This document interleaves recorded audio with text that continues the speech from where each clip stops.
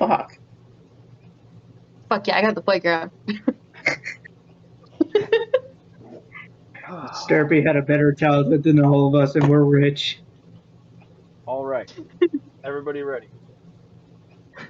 Constant line of friends to play with.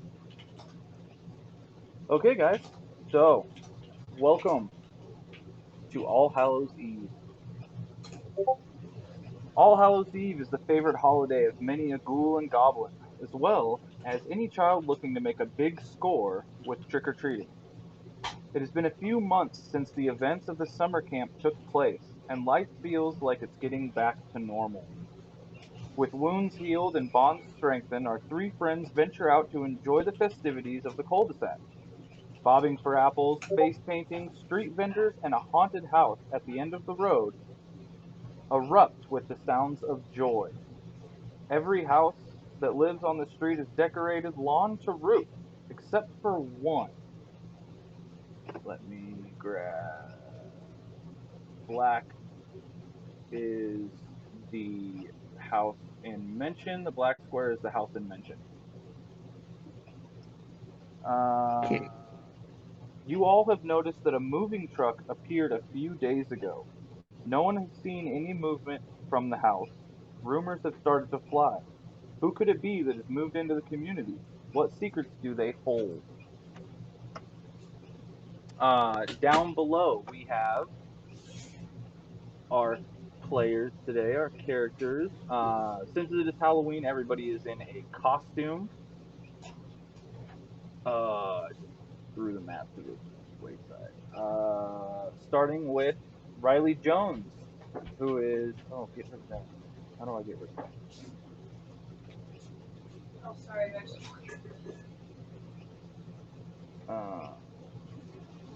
What Riley Jones is. Go ahead and explain your costume. I decided to dress up as Casey Jones from the Teenage Mutant Ninja Turtles cartoon. The 3D cartoon. Great.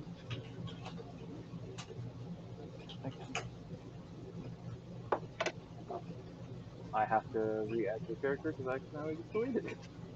Oh, how dare you! That's alright, it was simple to find.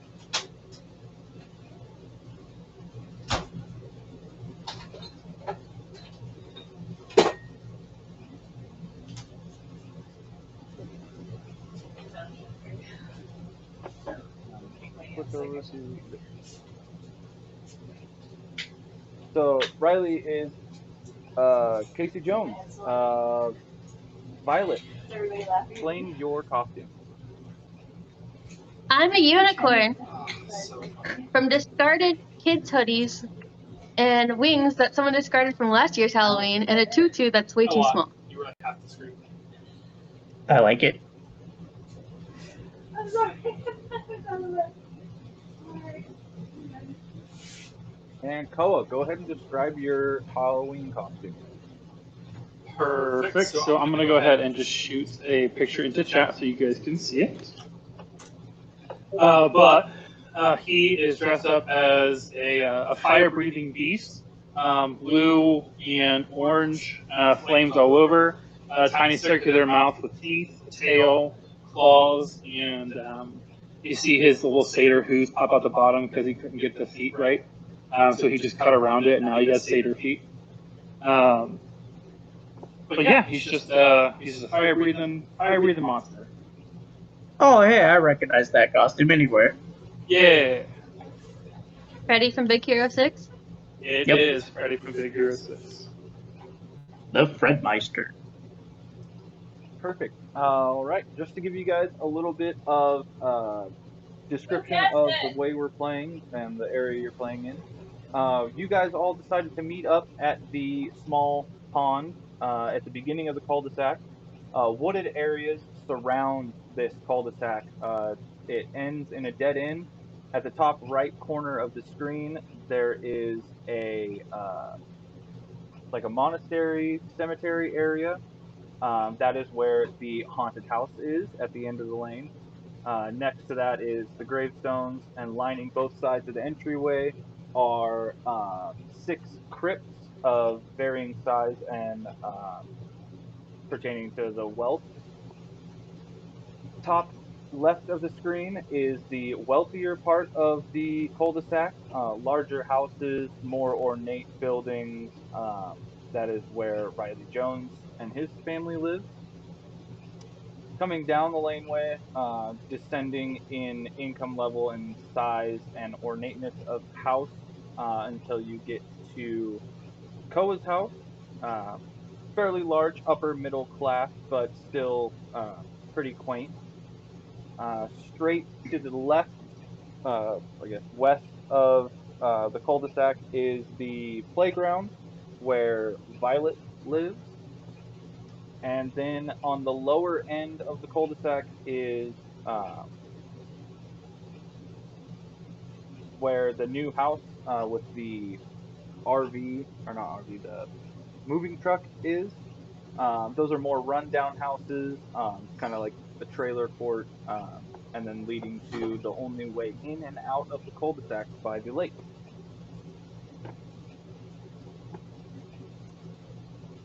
I will leave it up to you. What would you guys like to do? All along the laneway, there is different party games,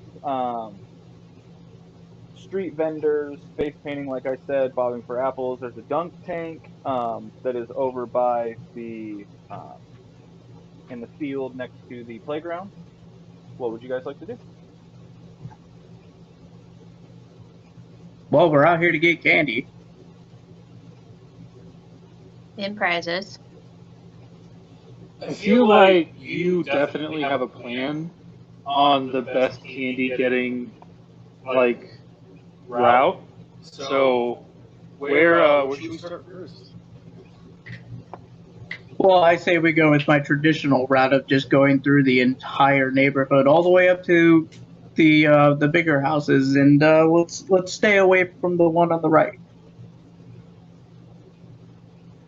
Why is that? No particular reason, just think we should just stay away from that house. We'll just, we'll breeze through all the houses. Maybe we'll meet the new people who moved in down the street, and then and when we get to the rich people houses, we'll just avoid the one on the right for no particular reason whatsoever. I start walking directly to the rich people houses, specifically the one on the right. Oh,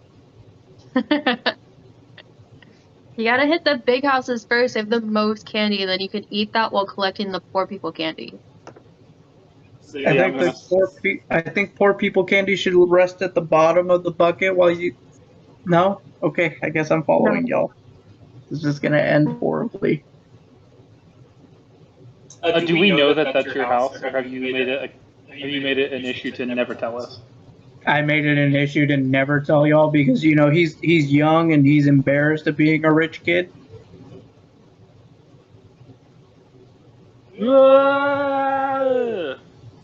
Yeah, so Kella will definitely walk straight up to the front of that house.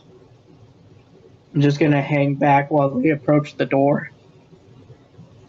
All right, you guys walk up onto Riley Jones' house. It is very ornate, a big wraparound front porch with giant white pillars that are holding up a huge awning. Large peaks on top with windows spiraling around. This looks like like a cathedral. Like it is very, very ornate, very beautiful, very rich house. Who is going to knock on the door? Koa, go ahead. And so you walk up the steps, you knock on the door. You hear a butler. Oh no. Madam, the door. And you hear the latch click, and a big, huge archway shaped door opens. You see a butler standing in front of you with black coat, long coat tails, white gloves, and he looks down and says, "Ah, another trick or treater." And what When he is says that, supposed to be? when he says that, I'll go, ah, I'm a monster. And then I'll like pop the head back going, I'm just joking. Trick or treat. Amusing. And you see like little fire cantrips like pop to the side of my head. I'm still holding up my bucket. And what should I do with this? Right, Candy. Jonas said you guys had candy. Ah, the lower class is so daft when it comes to the pleasantries of the holidays. You see a little more fire. Very well. You see him step back, reaches to the side. He pulls a large silver platter with all sorts of king-size candy bars, Hershey's bars, big shareable bags of M&Ms and Skittles. Just the works when it comes to candy bars. Please take one. I'm just out on the street, like trying not to be seen. And I will take a thing of Skittles and throw it in my bucket. As soon as you reach your hand out, Riley, what should your mom's name be? Elowin. Ko, as soon as you reach out to grab a bag of Skittles, you see Elowin come from the side and peek over. Reginald, what are you doing? They're trick-or-treaters. It's the holiday. Give them what... And she immediately just starts grabbing handfuls of these candy bars and just dumping them into your basket. We need to be respectful and let them have a good time. Please, please, take as many as you want. Riley? Riley? Riley, do you know these guys? Never seen them before in my life. Hi, Riley's mom. She looks over at Violet. Oh my word! What a beautiful costume! Is that homemade? Yeah. Funny, I think I remember Mom. the Sanderson twins had costumes just like that last year. Mom. Someone with distractions my treasure. She grabs another handful and tosses it into Violet's bucket as she looks off to Riley, who is cowering away, trying not to make eye contact. Riley, do not be out too late tonight. We have to watch the scary movies before bedtime. Riley, your mom is super nice. Shut up. And I'm gonna make sure my hood's back and be like, and kind of cute, but like looking at his mom this entire time, and then I'm just gonna like walk away with my basket full of candy. Oh, you doll. You kids have a good time tonight and stay safe. You never know what kind of creepy goblins could be out there. We'll make sure we protect your sweet darling boy. I'm gonna hurt you, Koa. You guys know that it's still very high fantasy, so there is actual like goblins that live in this community, and she's being very like openly racist towards the goblin families. Gotcha.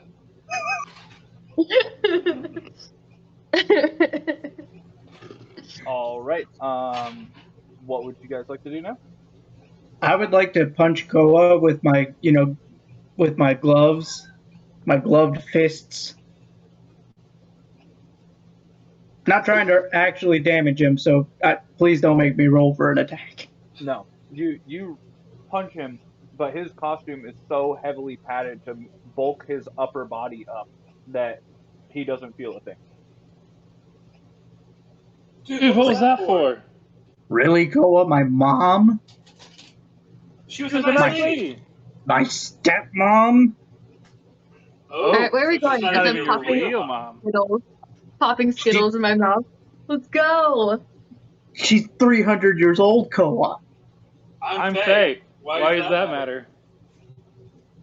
Let's go, boys. To the next house. Yeah, Violet, you started to eat candy already? Oh, yeah. You you gain 1/4 extra movement, Hell yeah. and you can use 1 extra bonus action until you use it and it's expended.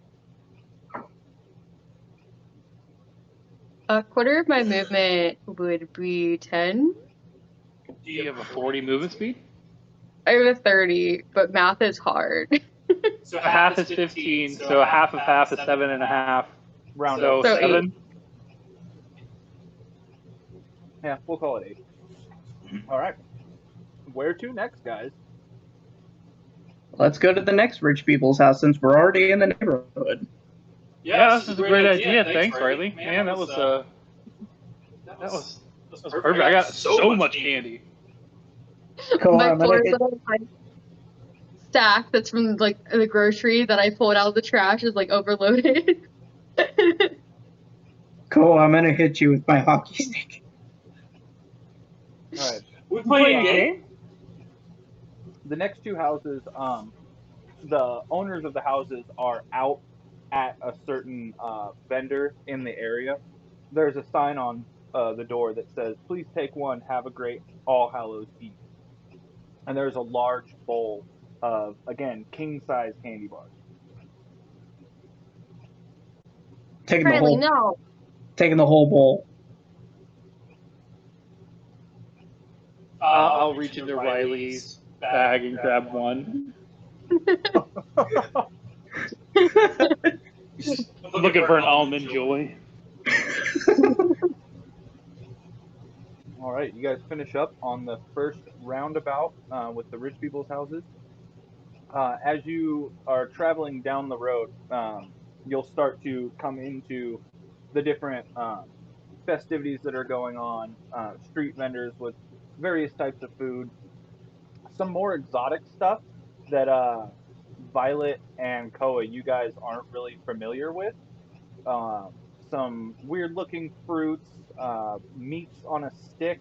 It all smells and looks incredibly enticing. Your mouths actually start to water as the steam from these street vendors wafts into you. Do we have tickets for this food?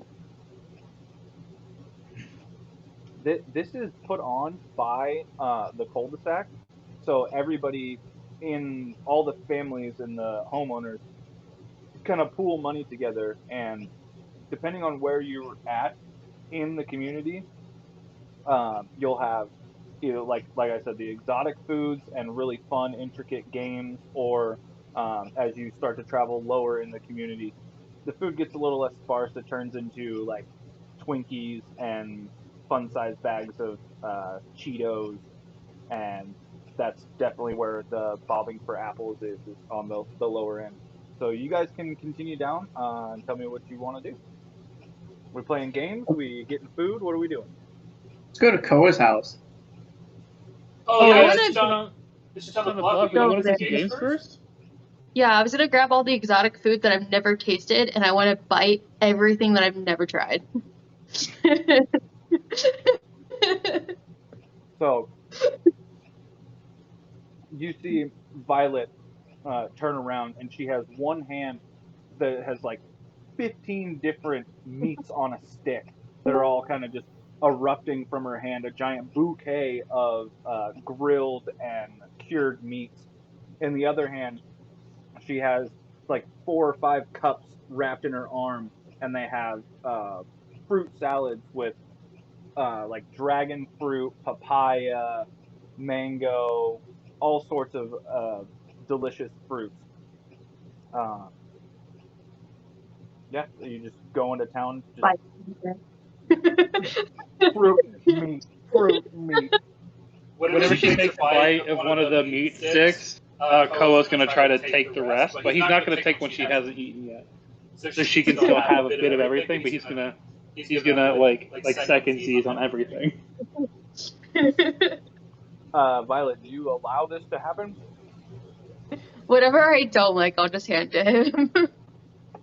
Okay, you take a bite of what you think is chicken, but it turns out to be quail on a stick, And, oh, this is so gamey. And you hand it to Koa.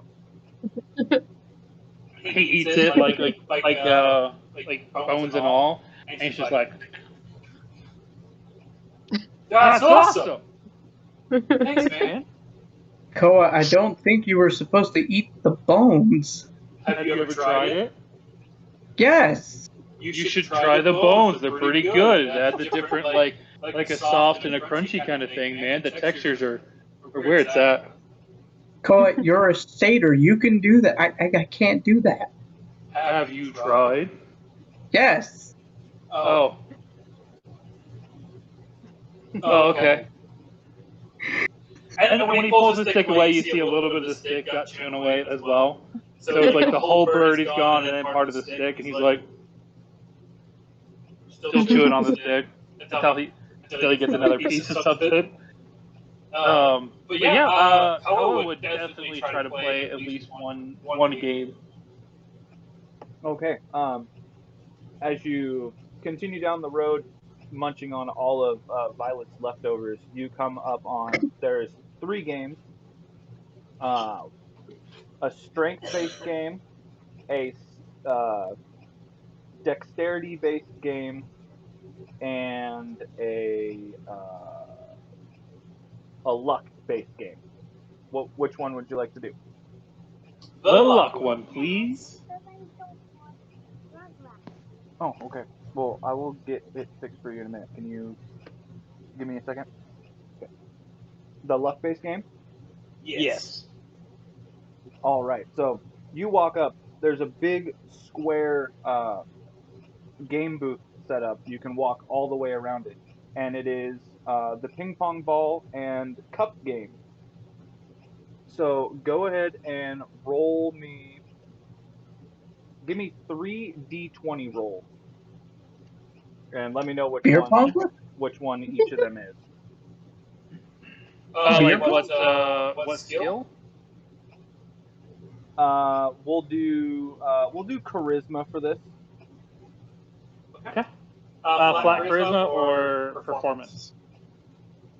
Performance. And then after the first roll, let me know what it is. Okay.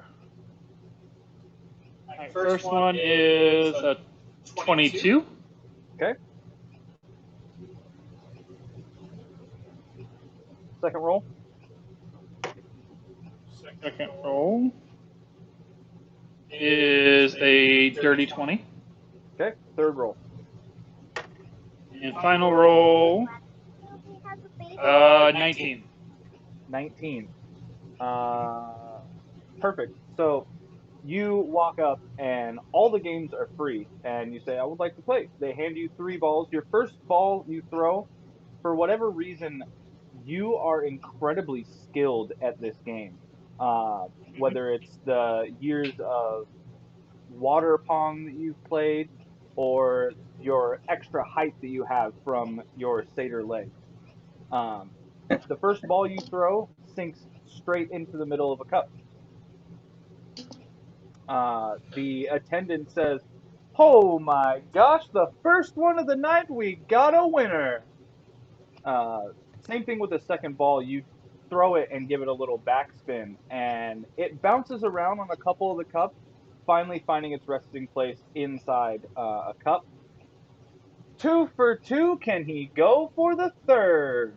The third ball you throw, same thing, bounces around the top of the cups, but it gets wedged in between 2 of them. Uh, the attendant comes over and says, "Well, 2 out of 3 is good for me. Here you go." He hands you a bag filled with water and 2 small goldfish. Don't eat the goldfish. Eat the goldfish.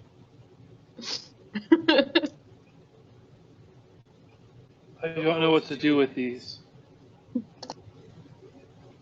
We'll put them in the pond later. The attendant says, "Well, Okay. usually kids would take these home and they would be pets, but I mean, if you want to let them go, they're your fish." Is there anything, are they just fish? Yeah, they're just goldfish. Okay.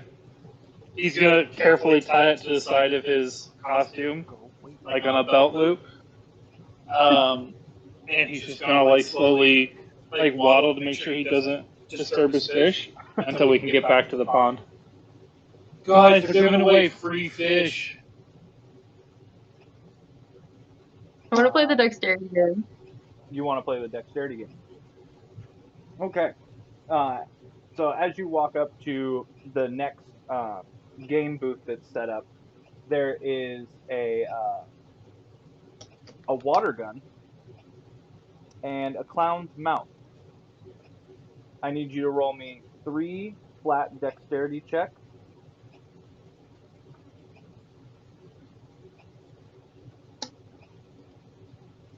There.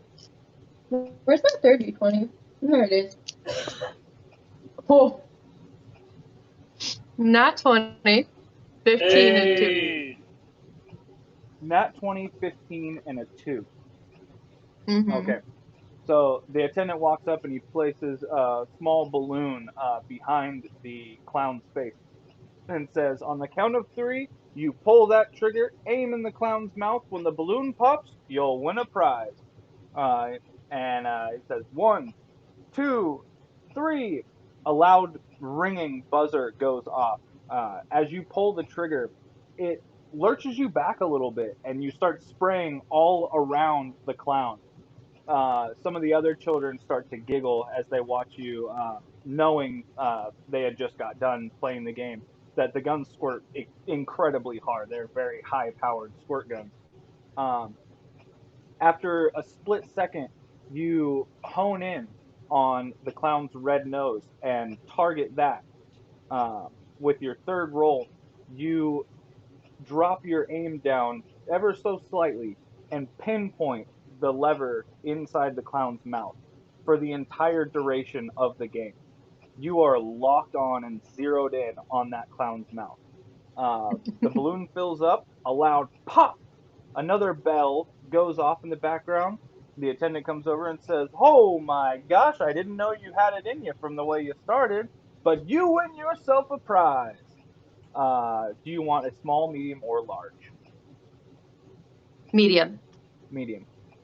He reaches up and grabs a green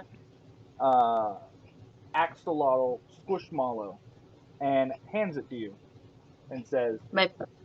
now don't be getting that thing dirty. They're terrible to clean. Thank you. You're welcome. Did Bye that bye guy just now. call you dirty? As the dad joke goes over my head, and I'm just walking away with my squishy. All right, Denise, you have the choice of doing either the luck, the dexterity, or the strength game. Do you want fish? Do you want a stuffed animal? Or do you want to try your luck for the strength? I will do strength. All right. A little bit down the roadway, you see the classic hammer and pendulum, whatever that game is called. Yep. You walk up and the guy says, well, a strapping young lad like you should be able to ring that bell every single time. Give it a go. And he hands you a very large, comically sized mallet. You get 1 swing. Roll me a strength check. Straight strength. Fuck yes. 19. 19. All right. So you reel back. As you swing this mallet, you hit dead center on the paddle. A small metal cylinder flies up the rails. The lights on the side of the rails start to light up as the metal cylinder goes up. In a flash, it shoots to the top and rings the bell. The attendant comes over and says, man, I knew you had it in you. But the only prize we have is a turkey leg. I'll take it. He reaches into a cooler and pulls out a giant turkey leg wrapped in tinfoil and hands it to you and says, "Now, on your way." Walk over to Koa and Violet and just be like, I want a turkey leg. I want You to just see start doing Koa life. like dropping Skittles into the bag with his goldfish to feed them Skittles. And he's going to take a handful of Skittles and feed a couple, and then a handful of Skittles and then feed a couple. So you are eating candy. Yeah, at this point. You will also get a quarter of your move speed added and one extra bonus action until you use it. Eat. All right. So you guys have played some games. You got some food. Well, Riley got some food. And I guess, yeah, you all got some food. You all played some games, won some prizes. What would you like to do? There is the haunted house, the dunk tank still, more trick or treating to do. Continue trick or treating. We're going to Koa's house so I can flirt with his mom. Okay, are you my dad? I actually haven't seen my dad ever. Are you God? No. Oh, then you're not my dad. Never mind. Yeah, you can meet my mom. She's pretty cool. I feel like this plan is going to horribly backfire me. Violet, help me out here. No.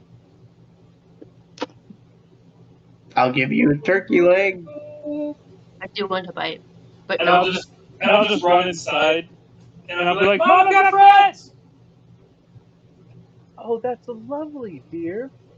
Quick, reach under the counter and grab one of the fish bowls. We'll fill it with water and we'll get them some pebbles and some food tomorrow. I gave them some Skittles, so they're probably full. You can And you run into the kitchen. Skittles. Yeah, it was either that or chocolate. I didn't think I should give him chocolate. Koa, you see your mom dumping the water and the fish into the bowl. As you turn around, she rushes over to the sink and dumps out all of the half-melted Skittles and the water and refills it with tap water. That's right.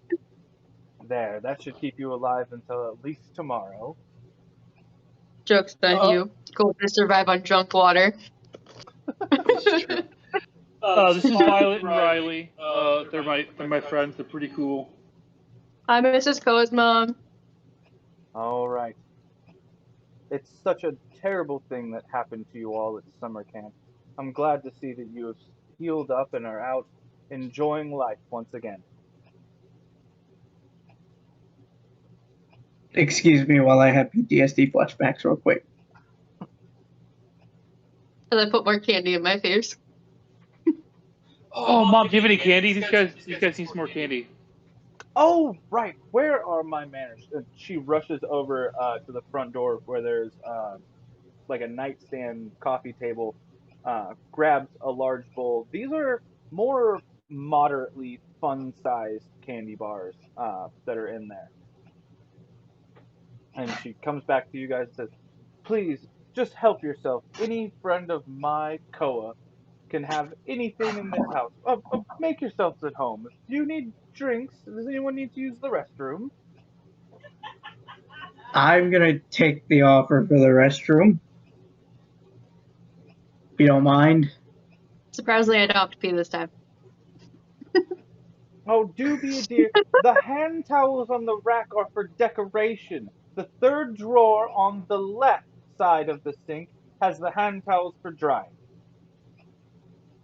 Awesome. I'm going to just go into the restroom and have a small mini panic attack from summer being brought up. Ko, your mom turns to you and is intrigued. So you've got some fish.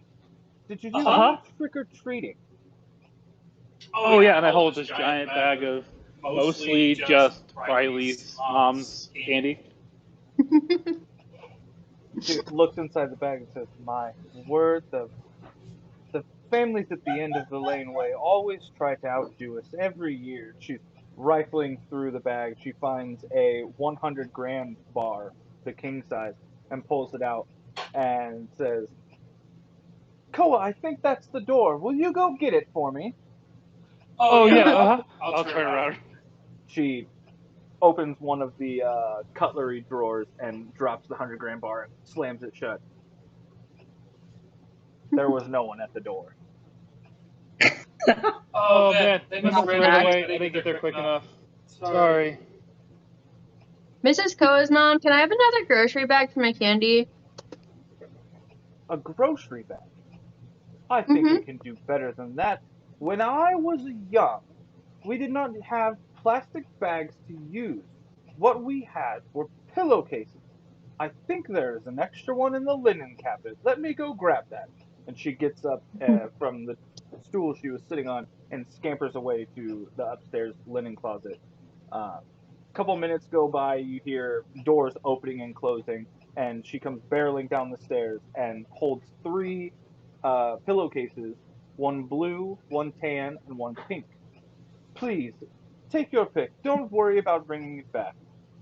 I got the blue I'm one. gonna take this one. Blue and pink, perfect. She sets Thank you, the Mrs. Koa's mom. she sets the tan cream colored one on the table next to you guys. Uh, so Koa, the trick or treating, you played the games. Uh huh. Have you went to the haunted house yet? Oh, not yet. I think we're gonna do that after we went to the new people that moved in. We're gonna get check them out. It's the perfect time to be Snoopy. That is my Koa, always trying to make people feel welcome. I'm very proud of you, son. Thanks, Mom. This Well, is when I'll come out of the And he gives her bathroom. a hug. all right, children, don't stay out too late. You have no idea the type of goblins that can come out at late at night. You know, I keep hearing that tonight. Shit, Koa's mom's a racist. Didn't realize. Yeah, she's a sweetheart, but everybody in this community absolutely hates the goblins for goblin reasons. That's fair. Goblin's gonna goblin, okay? Goblin's still acting Goblin in 2022. Absolutely. All right.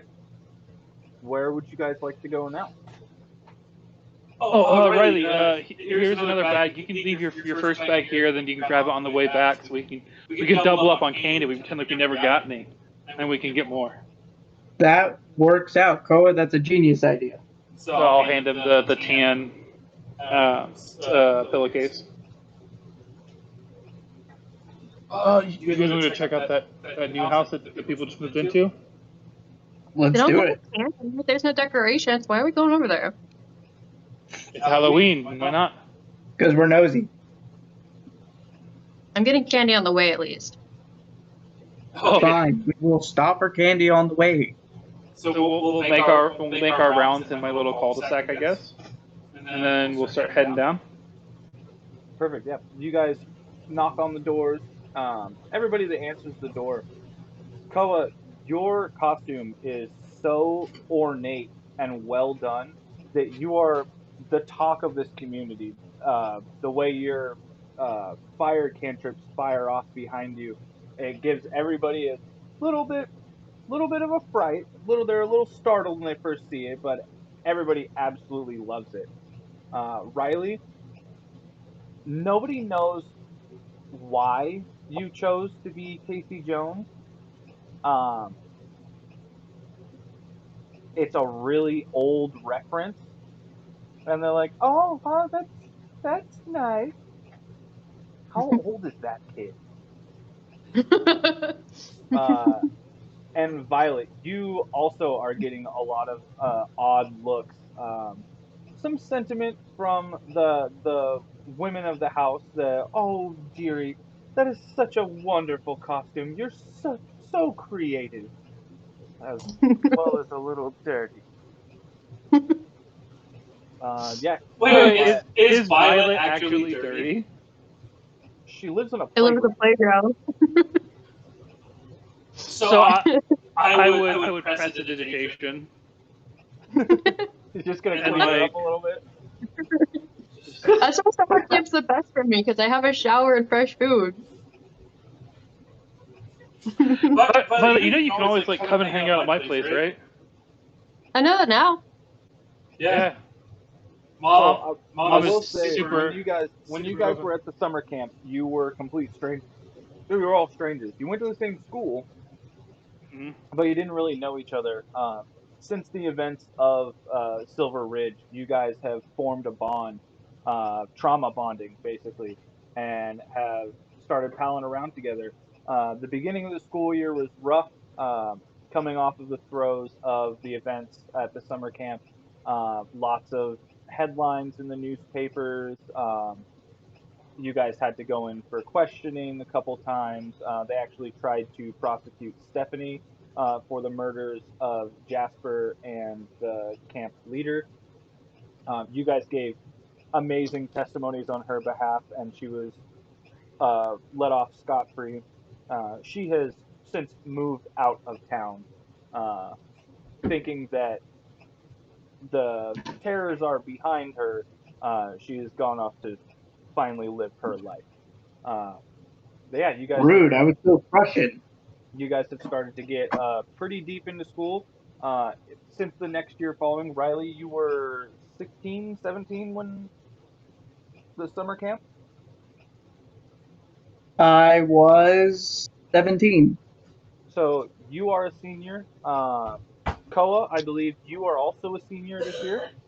Correct. We're all seniors. You guys are all seniors this year. Perfect. So one question for each of you: What, since this is your senior year of high school, uh, the talks of college are coming into play, starting to get more specific with the classes and electives that you take. Riley, what is your main focus for your school year this year? Keeping my grades up and staying in the hockey team. Okay, okay. Um, Violet. I'm trying to be a fashion designer. Okay, okay. And Koa. I'm gonna be an adventurer. You're just gung ho so on being an adventurer after you graduate high school. I'm gonna figure out who my dad is. Okay. That's a hell of an adventure. All right, Riley. I am going to give you you get advantages on wisdom checks and saving throws. Really, really buckling down. You know you have to bring your GPA up if you want to solidify your scholarship. Um, you've actually started to get really into just learning things that you never thought to research and look into. You're actually paying attention in class, gaining a lot more knowledge. So I'll give you advantage on wisdom, saves, and checks for the duration. Violet, you have been doing extra electives, finding small scraps of fabric wherever you can, learning how to sew, learning about the creativity aspects. I will give you advantages on any crafting checks that you make today. Sweet. And Koa, since you are gung ho on being an adventurer after you graduate high school, I'm assuming you would start looking into foraging, living off the land, how to maintain yourself as you're traveling around, however well the endowment that you get from your parents is, or your mother at least. So you will get advantages on nature checks and also survival checks. Sweet.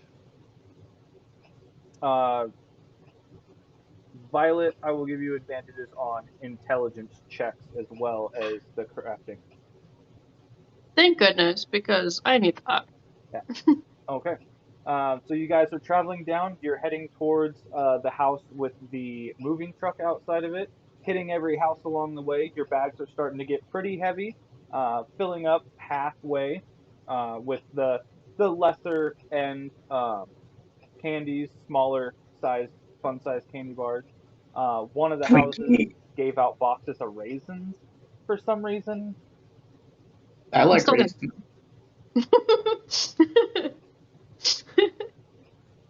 I like raisins. Not questioning it, I'm still gonna eat it. Yeah, I mean, Koa is super excited about raisins as well.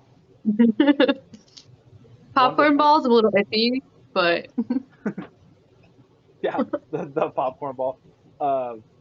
Just be lucky that nobody gave you just a whole apple in your bag. I'd take that too. but yeah, not take a bite of that and a bite of Reese's cup, you're good. We're the easiest like high school kids ever when it comes to like doing Halloween candy stuff. We're just like, oh, cool, free stuff. I don't care what it is. Oh, is this a We're rusty like, nail? life is short. This stuff can end at Oh, any rusty time. nail. Thanks for these socks. Is this the hood ornament from a Buick Skylar? Oh, sweet. That's vintage. Hey, look, there's somebody out there looking for that, okay? And they'll pay good money. I'm just saying, whoever gives us a popcorn ball, I'm throwing it directly at them. Because that thing's a weapon. Alright, so Koa's gonna kind of hide in the bush and like scope out the new people in their house and kind of see what's going on before just like running up to the house. Okay. Are you? You guys gotta slow down, okay? I'm on roller skates. Oh, that's true. You're fucking.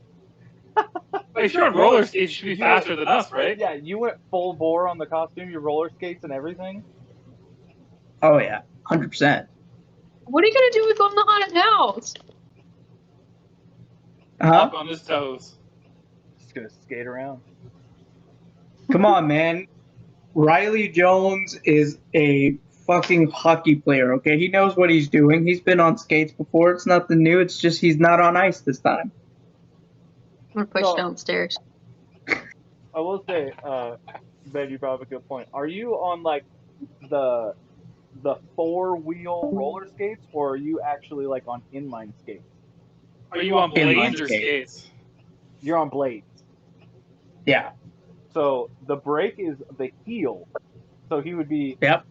walking with his toes pointed up on his heels Oh, if he has yeah. to. Yeah, when going downstairs, Riley Jones's walking speed is halved. Stairs are gonna be a disadvantage. It is. Looks like we have time for a drink. Yep. Real quick. Drink time.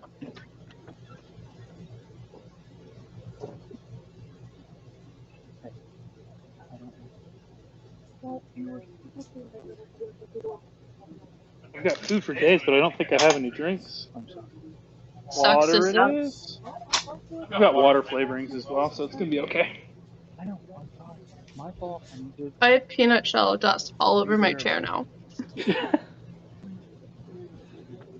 So I'm sitting sideways. Peanuts hit differently, man. Like Especially shell on when you're peanuts. drinking beer. Yep. Like, let me just shake this out real quick. Huh? Okay. It didn't do nothing. We were, You got their beverages. I'm getting the peanut shells out of my chair. Why is there peanut shells in your chair? Have you met me? What are you too good for peanuts? I just buy the unshelled ones. I don't mess around with peanut shells. They're not half as good without the shell. I like to suck on the shell. I'm gonna respectfully refuse to make a comment on that. The whole nut in my mouth. What? She likes nuts! Right when I take a drink? Really? Serendipity Yeah. wasn't intended. Oh my god. I Okay. love you. Love you too. We're 25% down. So, you guys have made it all the way down the cul-de-sac to the spooky house with the moving truck in the driveway.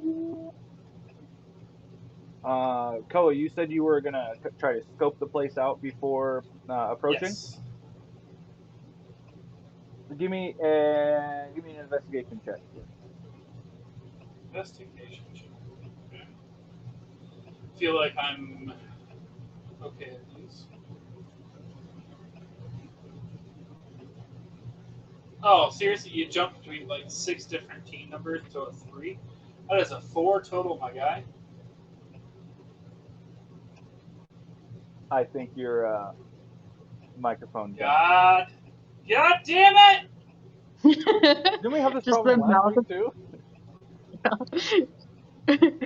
Just I him did. mouthing, God damn it. I know. I saw him hold up 4, but Hello? I don't know if that was like what he rolled or if it was just hand movement. Hello? Hello? Hello? Hello? Hello? Hello? There we go. Motherfucker. Stupid. Fuck it.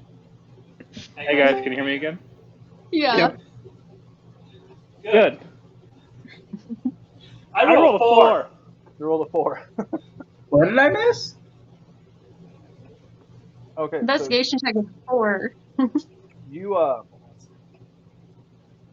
you know that you see the bush in the middle of the roundabout. You walk up, kind of crouch down in the bush as Violet and Riley join you, and you're peering through the leaves, looking at this house. The large moving truck that seemingly hasn't moved in days is still sitting in the driveway. Very plain, normal, smaller house. All the lights are off inside, and there are no decorations to be seen. Gotcha. Alright guys, I think I'm gonna run up to the house. You guys come with me? No, I'm gonna stay behind you because there's no candy here. They don't have lights. They don't have decorations. It's a golden rule. If you don't have candy, you don't put your lights on. Yeah, but if we go up to the house and knock, they might feel obligated to give us something even better. What's better than candy? Hot dogs. Oh, okay. Tacos. I'm right behind you, Koa. My dude. And I'll just like run up and I'll just kind of like pretend like I'm flying, like shooting little firebolts out of my hands. Like, I'm a monster. And I'll knock on the door. Okay. You give 3 loud knocks, and you stand there for a minute, and no one comes to answer the door. Like, is there like a porch or is this like a door? There's 3 steps to a very small porch, and then just one door with 2 large windows to the right of the door. I'm just gonna kind of look in the window. They have a video camera for the doorbell. As A soon ring. as you peer into the window, you see a shadowed figure move through. They move in front of a doorway that would lead to a kitchen. Seeing that I know there's somebody inside now, I'm gonna knock even louder and be like, "Trick or treat, bruh!" After a few moments, you hear the sound of a number of locks start to unlatch down the edge of the door, and finally the door handle turns and jars open, being stopped by a door lock chain. A woman's face peers through the crack. There's no candy here. Please leave. Well, we also came to say hello and welcome to the neighborhood. My name is Cocoa. I've been here for a while. If you have any questions or need anything, just come across the way. We'd be happy to help you out. She looks you up and down, seemingly And then disgusted. a little bit of fire. Seemingly disgusted by your Halloween costume. I've always hated this holiday. Thank you for welcoming me to the community. Now please, leave me alone. The door closes.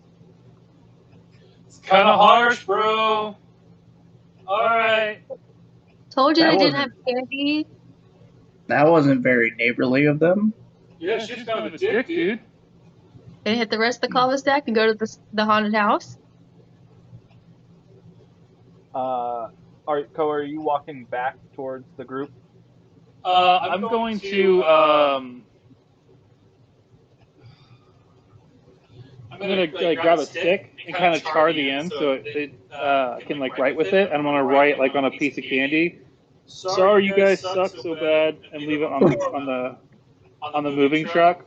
Like thinking like, hey, I'm sorry that you hate this holiday. Sorry it sucks. But it's just literally gonna say, sorry, you guys suck, and leave a piece of candy with like a scrawled out note on it. I think they're really gonna be good people, and start walking back towards the rest of the group. As soon as you get to the back of the moving truck, a faint breeze starts to blow towards you, and a small piece of paper, seemingly torn up, hits the side of your leg. Yeah. Oh, sorry, paper bro. I'm gonna look at it.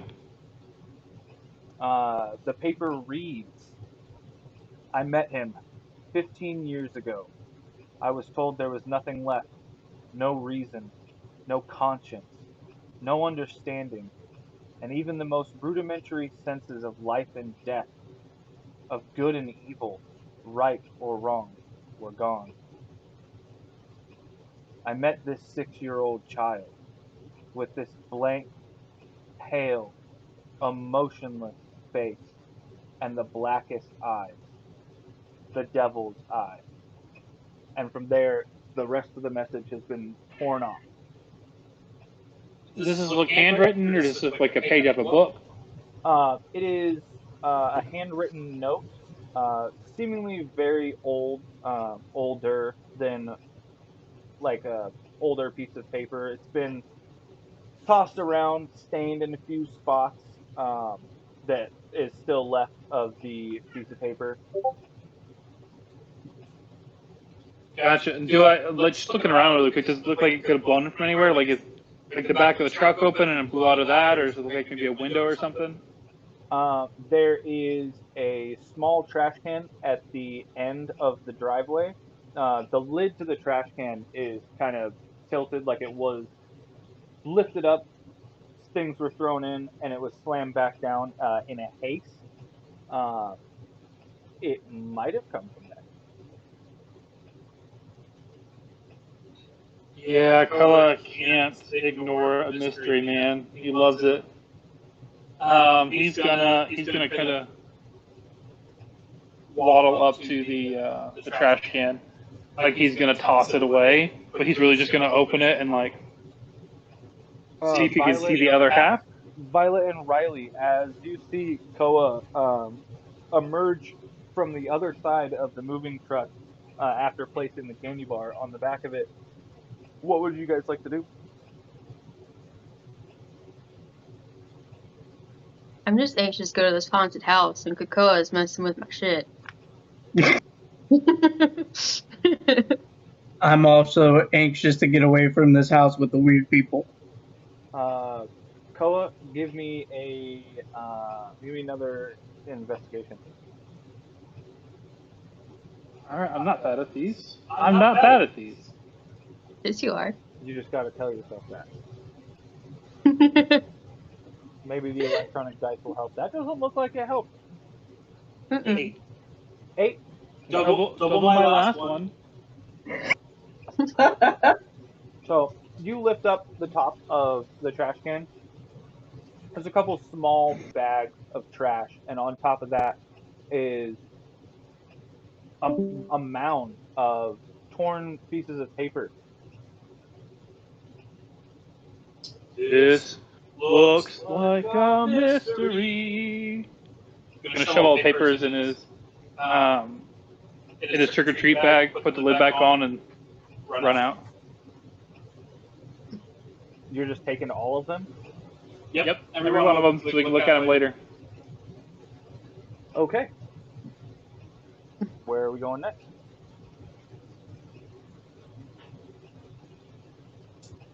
Sneeze was muted, but I think we're going to the haunted house. The hell? I'm muted? Oh, there you go. Maybe you Okay. weren't speaking up loud enough. Hit the rest of the cul-de-sac, go to the haunted house. Yep. Sounds Let's like do a it. plan. Perfect. As you're walking, Koa, go ahead and give me another 3 investigation checks to see if you can find the right paper that you're looking for. Okay, first one. Dirty 15. Okay. Second one, dirty 14. Okay. And then last one was dirty 20. All right. As you guys are walking through the cul-de-sac, hitting the last few houses, attempting to hit houses that you already have once before, the owners of those houses definitely recognize how dirty Violet is. Seemingly cleaned up a little bit more, but again, they're like, God, I think the Sanderson sisters had that same costume last year. Ah, that girl. Something needs to be done with her. Koa, Riley and Violet, you look back every so often, and you see Koa just digging through his pillowcase, looking at these scraps of paper. The first couple that you pull out, you're trying to match the handwriting, the color of the paper. There's some receipts, um, some small pieces of like the purchasing agreement. There's what seems to be a bank statement. You can make out half of the bank account numbers, and a pretty large sum of money in the 6-figure range. And finally, you pull out another piece of paper that perfectly matches to the one you're holding in your hand. Okay, I'm going to kind of hold him to. I'm not going to read him. But yeah, no, he would read it. He loves a mystery, man. He would read it immediately. He would just stop wherever he's at and just. When you piece these 2 pieces of paper together, you realize that it is much shorter than just a normal just piece of paper. This is someone's like personal uh, what's that word? Personal stationery. The rest of the message reads, "I spent 8 years trying to reach him, and then another 7 trying to keep him locked up, because I realized that what was living behind that boy's eyes was purely and simply evil." Signed, Dr. Samuel Loomis. That name ring a bell at all? Yep.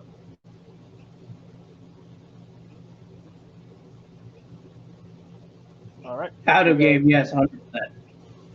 You guys are walking and heading towards the haunted house. Yep. All right. I would bring it up with these guys as well. You're gonna bring up the note. Yeah, at this point, now that I have a full note, I would bring it up with these guys. Be like, look what I found, guys. Just see if they recognized it. Sneeze, is this something that you have knowledge of outside of the game, or do you think that your character would actually know of that name? The only reason my character would know that name is for going to see therapy, but I'm pretty sure at his age he'd probably be seeing a child therapist. Okay, So I only know of that name outside of game. gotcha. All right. Go ahead. You show them the note. Guys, isn't that kind of weird? I mean, it's super sketch. Nope, guys, we're not doing this again. The last time we did this, a whole bunch of shit happened. It was the best ending to summer ever. What are you talking about? Jumped off the cliff. Okay, that's not the point. No mysteries, none of that. Let's just Halloween. We're having fun. Let's go have fun. But the veil's weakest tonight. Why not do a fucking mystery? All right. Let's not do anything too spooky. I can see that Riley's scared. Let's just go to the haunted house. What did you just say? We're gonna have to hold his hand he in said the it haunted on house. purpose. He looked you dead in the eyes and said, "Yeah, I know he's scared. Let's go to the haunted house instead." And he'll turn around and start walking towards the haunted house with his goatee gait. I'm not scared. Am I gonna have to hold your hand through the haunted house? Last time you held my hand just for the sake of holding my hand. Because I was afraid you're gonna jump off the cliff again. You do make poor choices. As you guys are walking up the laneway, you start to notice that the street vendors, the grills have started to turn off. They're kind of packing away their utensils. Some of the games have already been closed. The attendants are nowhere to be seen. It is starting to get impressively dark outside. The sun has definitely gone down. All the lights of the houses are on. All of the inflatable decorations are still very much inflated, lit up. It is pretty spooky, but also very festive. Give me 1 second. So What? I still want to grab hot dogs as we're walking back in the small bags of chips. Oh, All right, guys. your hand. Tonight's whiskey of choice is a Falcona single malt Scotch from Texas. You got it finally. From Or my not Scotch, sorry. Next time. It's an American single malt, made like Scotch, but can't be called that because it's from Texas. Okay. It is. What you want me to We do? make good so scotch. good.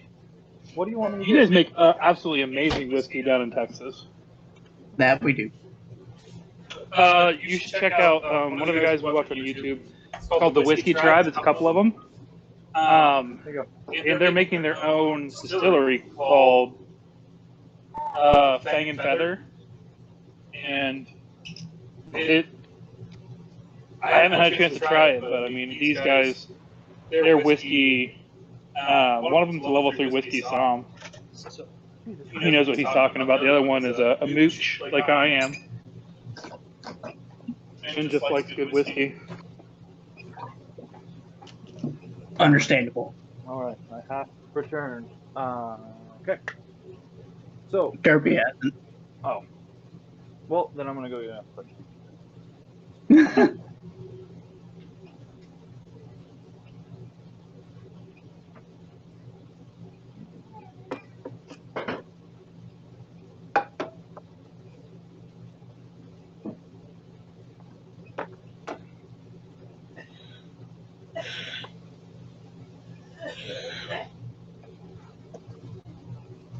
How was your day, man? Busy? No, it wasn't too bad. I set up my bed here behind me. Mm-hmm. Cleaned up my room a little bit. Didn't have much to do today. Gotcha. Sometimes slow days are nice. Mm-hmm. Especially for a Sunday. Oh yeah. We were running around for like 4 or 5 hours this morning. I will get rid of them. Yeah, I couldn't do it. Like, I like to be out and doing stuff, but I don't like to be out and doing stuff for that long because then I'll start to get bored. We had stuff that we had to get done, so we were just like we had stops we had to get to. Mm. But it didn't seem like it took that long. That one leg, dude. You had a good time. Did she really just upload something and she... Loki was in the chat, or in the voice chat, just listening. And she sent a message. She's having so much fun. I want to play so bad. I'm still here. Little one just had a pee.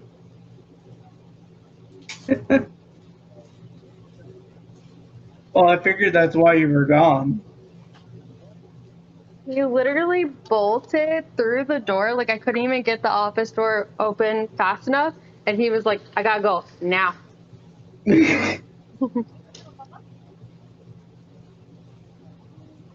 Fuck, I was gonna search something up, but I don't even remember what it is. I hate when I do this. Why do I do this?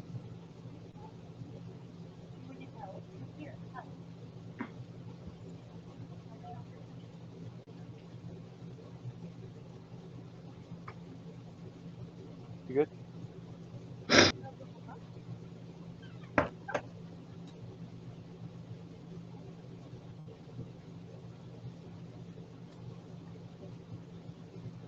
I'm back. Well, I'm here. I'm just snacking on a slice of pizza as well. Oh. What kind of pizza you got? Hot and ready. Hell yeah. Do you watch The Goons? Not yet, but I've seen it like a little bit of it. Like The Goons podcast? Oh, not what I thought it was. No, what is that? Oh, it's these four YouTubers. They make pretty scuffed comedy. And they comedy gameplay YouTubers, but they have Mm-hmm. a podcast called The Goons Podcast. And every week they just kind of bullshit with each other and make really offensive jokes and really like funny scuffed commentary. But Mm-hmm. they had a whole episode where one of the guys, McNasty, was talking about hot and readies, and everybody was just ripping the shit out of him for calling them hot and readies and not actual just like pizzas. It's a And very specific thing. yeah, that was his like argument was like if you go into Little Caesars and you say let me get a pepperoni pizza, they're gonna be there for half an hour because they're gonna make you like a fresh pepperoni pizza. But if you go in and say give me a pepperoni hot and ready, they just grab one out of the warmer and hand it to you, and they're like, no, that's fucking bullshit. Nobody calls them fucking hot and ready. You're dumb. Everybody, man, everybody calls them hot readies. Agreed. So It's what I survived on in college. are we What are you still all surviving? back and ready to go? that's what I survived on whenever I was living in the barracks by myself. Yep. Okay, you guys venture down the road, making it to the entrance of the cemetery. Like I said, it is very dark. The moon is just starting to come out. It's pretty overcast, so there's not much light. But you guys are all familiar with this cul-de-sac. You're familiar with the monastery. You know about the crypts on the side, but for some reason, the fog has started to roll in. It's very eerie, dark, walking through the cemetery up into the monastery. As soon as you get closer, you see jack-o'-lanterns lining both sides of the road, uh, and tiki torches alongside those, creating an orange glow through the fog. As soon as you get to the entrance of the monastery, uh, it is incredibly decorated. Giant spider webs, skeletons seemingly crawling out of the ground. They went above and beyond to decorate this really creepy graveyard to make a really creepy haunted house. Whoa, guys, this is even better than last year. Spooky, scary skeletons. Seems seems spooky. I'm not afraid though. Uh, Sure. when you walk up the Yes, steps, the two doors to the monastery are wide open. There is yellow caution tape and streamers hanging down in front of the door, and a big wooden sign that says "Enter if you dare" hangs above the doorway.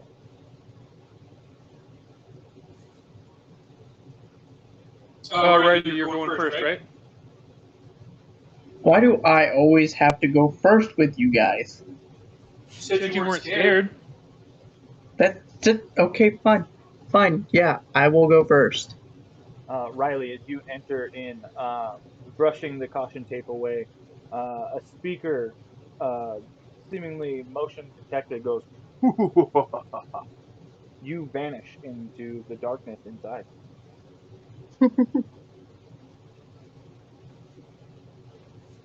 Yeah, Koa's gonna follow behind.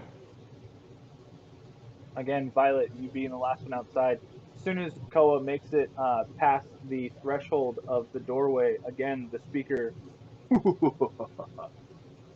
and he vanishes into darkness.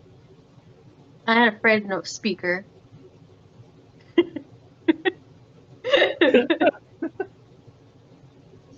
Of course, I'm bringing up the rear. That's your own personal choice. Violet, as you enter again, the speaker,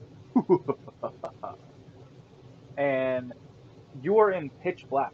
Uh, Give me a perception check, Violet. Doop doop doop doop doop doop doop. Math is hard.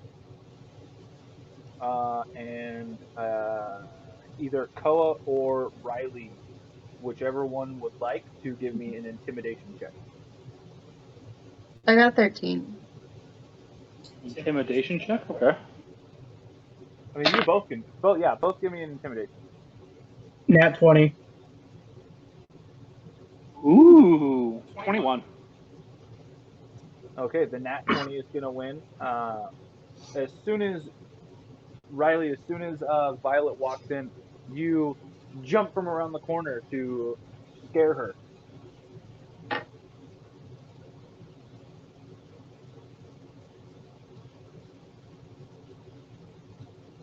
Punch in the face.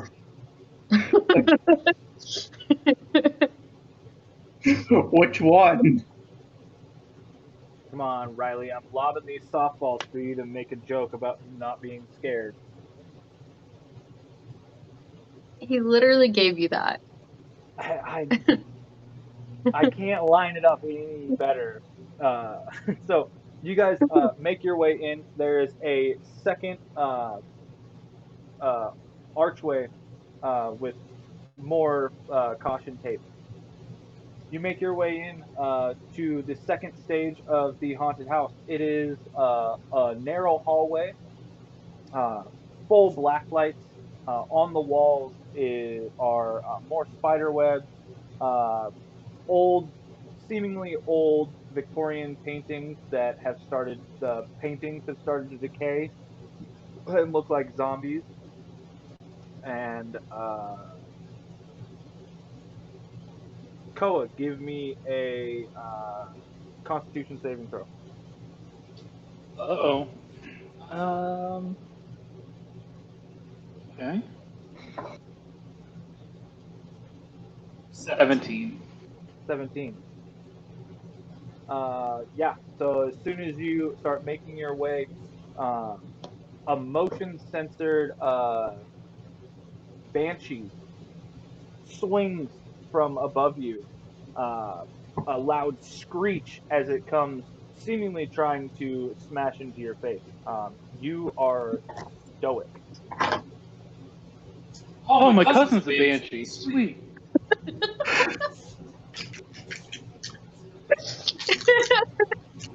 All right. My cousin's. As you make your way deeper into the second stage of the haunted house, the speaker system that has been rigged has started to play very eerie sounding music. You can hear screams and howls of wolves in the background. Every so often, a witch's cackle and bubbles, seemingly coming from her cauldron, play through the speaker system. I want to howl with the werewolves.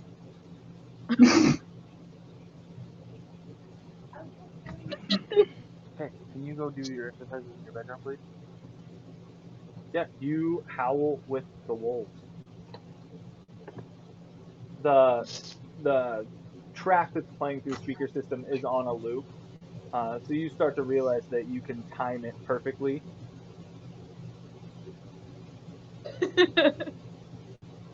Amazing. We going deeper? Hell yeah, we are. Yeah. There's no Koa has yet to No. be scared, so Koa would like to go until he gets spooked. All right. After the first stage, it's a hairpin turn around a corner. One side of the wall is again all the spider webs and spooky paintings, bits of caution tape and fake blood splattered all around the wall. The other side of the wall is a opaque uh, plastic sheet. From behind the sheet, you guys can see green flashes of light, some sparks going off, the silhouette of a mad scientist with a body laying on a table. He dives both his hands into the torso and pulls up what seems to be entrails as he cackles. Ah, ha, ha, ah, ha, ha, ha, ha. It lives. It's alive. I don't think it's very Is- much alive anymore. Is Koa scared?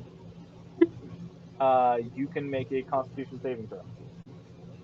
Because if not, he would like to do something to mess with the person who should be scaring him. All three of you give me one. Let's see how frightened you are by this effigy. You missed me drawing smiley faces in the fake blood. I got another 17. Heads. I got a 4. 60. All right, Riley and Koa, you guys are seniors in high school. You are 18 years old. You've seen the same tropes played out every single year in some form. This isn't getting to you in the slightest. However, Violet is wide-eyed, visibly frozen and trembling at the sight of this would-be mad scientist dismembering a body. So I would like to see if I could stealthily cast the message cantrip, since we're within 120 feet, to the person, the doctor, who's pulling out the fake entrails. And I want to whisper in his mind, but I want it to be like a scream, like, "Oh my God, my body! You're ripping up my body!" I want to see if I can do this, like, under the cover of my mask, to see if I can scare the horror actor. Yeah, I'll say that you pull the hood of your costume up and you speak this message to the guy behind the curtain. Um, he's in the middle of another cackle. Ah, what the fuck? What? Oh my god! Oh no!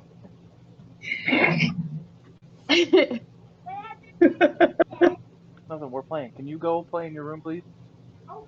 Thank you. Uh, Holy shit. uh, Violet, hearing him change from this like very obviously just acting to the sounds of real terror, you are even more just freaked out. You run behind Koa, cowering behind his large costume. Still looking for candy. In the folds of his costume. I know it's fucking in here. Where is it? Where are you hiding it? Yeah, and then Koa would kind of giggle to himself and like start or keep walking to the next. I like how you guys went to a haunted house and you're making other people, the people that work at the haunted house, more afraid than you are. It's a haunted house. It's supposed to scare everyone. All right, you guys make it to the fourth stage of the haunted house. This room After you pull back two black curtains, there is a red hue that bathes the entire room in this eerie reddish pink or pinkish red light. Um,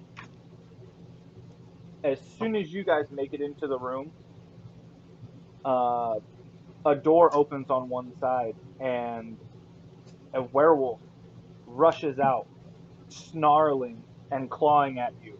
He gets within feet of you.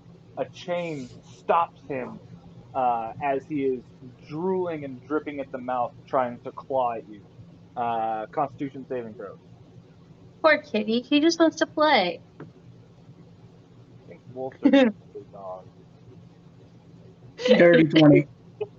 I was gonna say, like, I hope this roll was better so I could pet it, but it was a 2.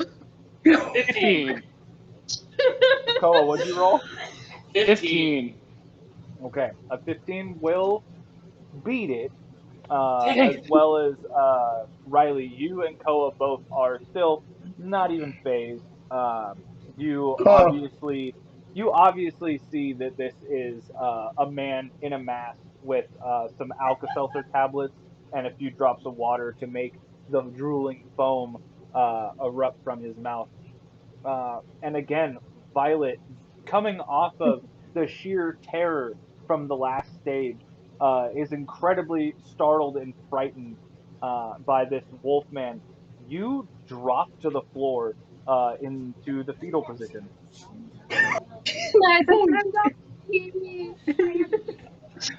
Cole's gonna go, oh, so he's not scared, but he totally believes this guy's costume. And he's like, oh yeah. And he's gonna like rummage through, grab a piece of beef jerky, and just force it into this guy's mouth. This'll help.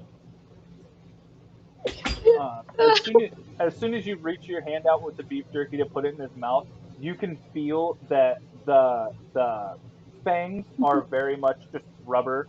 It is a mask. There's no actual opening at the end of its throat, and you see the guy stop and stand just very straight and lift it up and be like, "Come on, dude, really?" and puts the mask back down. I'm gonna pull mine up. It's just gonna be my bright golden eyes and a dark shaded thing. He's gonna go, oh, sorry, guy. He just turns around, hangs his head, and saunters back into the door, steps up onto a shelf, looks at you again, shakes his head, grabs the door, and closes it. I'm gonna poke Violet with my hockey stick. It's like, it's okay. You can get up now. I'm gonna pick Violet up and like baby Bjorn her onto Riley's back. Hey, you carry that. And I'll hold her candy. So as you guys start to make it further, you're about halfway through this red lit room. From the other corner of the room, a door gets kicked open. A man wearing a leather mask and a butcher's apron runs out straight towards you with a chainsaw. Riley, like fast forward and no words came out. Did I speak? Yeah, I heard you. All I saw was you fast forward and like nothing else happened. Riley and Koa, since Violet is now on Riley's back, both of you need to make Constitution saving throws. Violet, you're good. You're nuzzled into Riley's back. You're not paying attention. 22. Koa, what'd you roll? 16. All right, yeah. Koa and Riley. Riley, as soon as you see this seemingly leather-faced type person run at you with a chainsaw, you just stand there and you can very much tell that there's no blade or chain on this chainsaw. Mm-hmm. I'm just gonna calmly walk up, put my hand on his shoulder, and go, hockey masks are scarier, my guy. Ooh, clap back. Oh. I think it would have been better if you just gone up and clocked him. Yeah, Riley, are you also with your Casey Jones outfit, are you also wearing a hockey mask? Yep. Oh, I'm wearing the Ballsy, full. ballsy, and in poor taste, given what you went through. I Yeah, like but it. it's a different kind of hockey mask, you know. I'm pretty sure it's like the same one. It's different. It's slightly different. Oh god. All I right. love it. So you guys have been through the four stages. The next stage uh, is a very dark lit room. Uh, Flashes of a strobe light every so often illuminate the figurines that are in the room. There's again another werewolf. There is a witch in a corner. There is skeletons, a reaper, and uh, as soon as you make your way in, um, there is a doorway that is very faintly lit with a blue glow. Oh, Interesting. we're I'm going towards assuming it, right? it's buried. Yeah. I mean, a glowing doorway. Why not? You guys are heading towards the doorway. Yep. As you make your way towards the doorway, Violet, you look up and you start to see the figurines that are being flashed upon and alluded to you. Uh, they're not moving.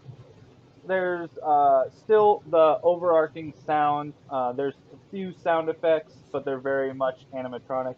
You're starting to come out of your frightened state. You're gaining your gall a little bit, being on Riley's back, feeling a little bit more protected. Seeing that Koa and Riley have not been frightened at all, you're starting to get back with it. As soon as you make it halfway through this room, uh, bursting through the drapes of the blue lit room comes a younger uh, female. She runs up to you guys screaming, "Please, God, help! Please, oh my God, help me, please!" As she comes up to you in the flashes of the strobe light, she is just head to toe, sticky, sopping, drenched in blood. Make a Constitution saving throw. Riley Not and with my, Koa. as I said, not with my 2 dice. Nat 18. 24. Okay, yeah. Jeez. Again, you guys, she runs up. Um, you're not afraid or uh, frazzled in the slightest. Does it smell like real blood or does it smell fake? Give me a nature check, or Well, I actually, haven't. give me a survival check because I think survival if you would know from that. I have I think we advantage would on definitely these. know from last summer what blood smells like.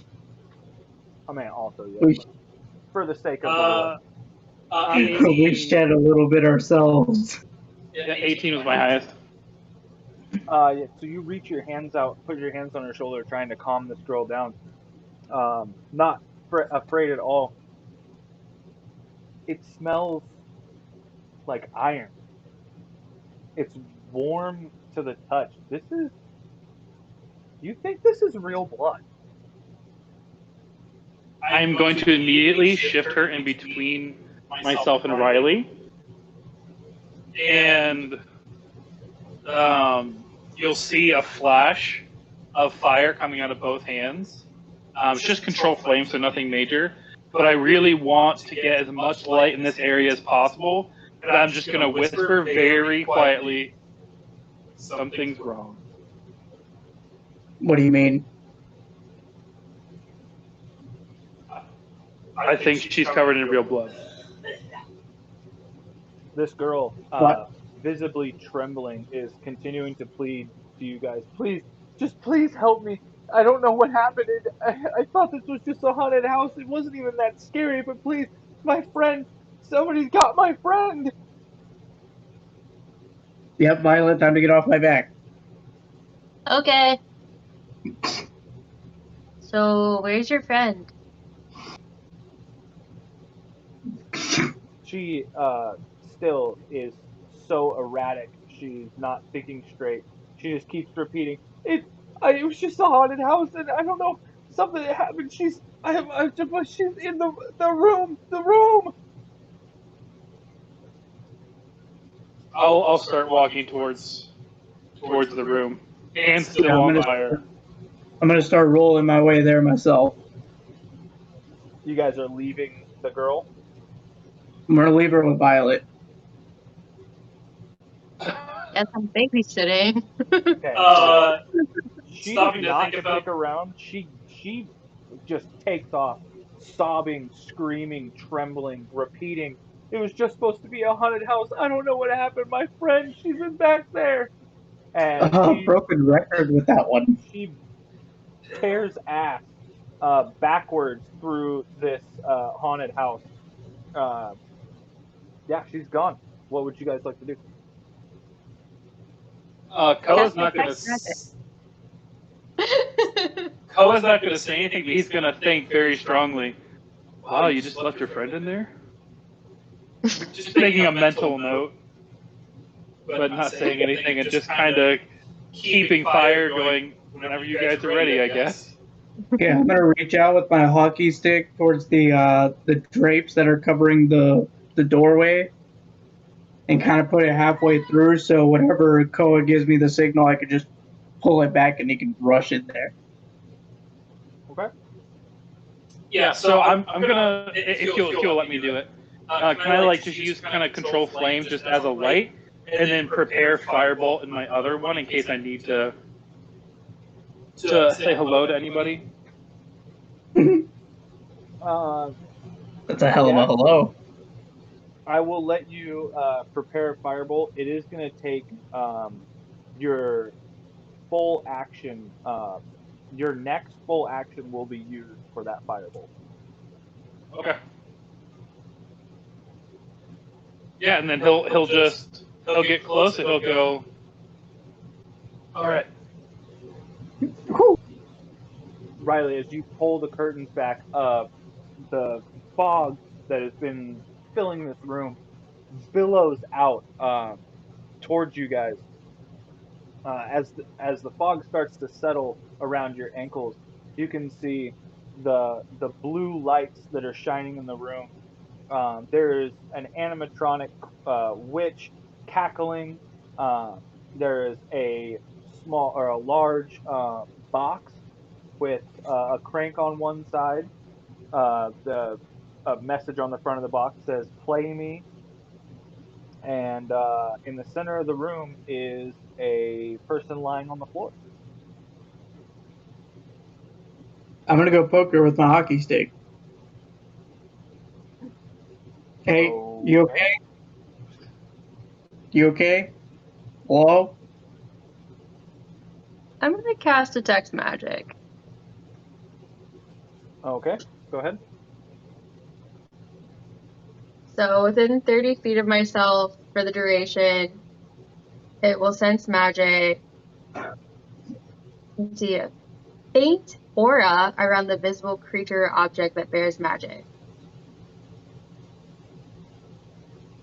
Okay. Open as that fucking box.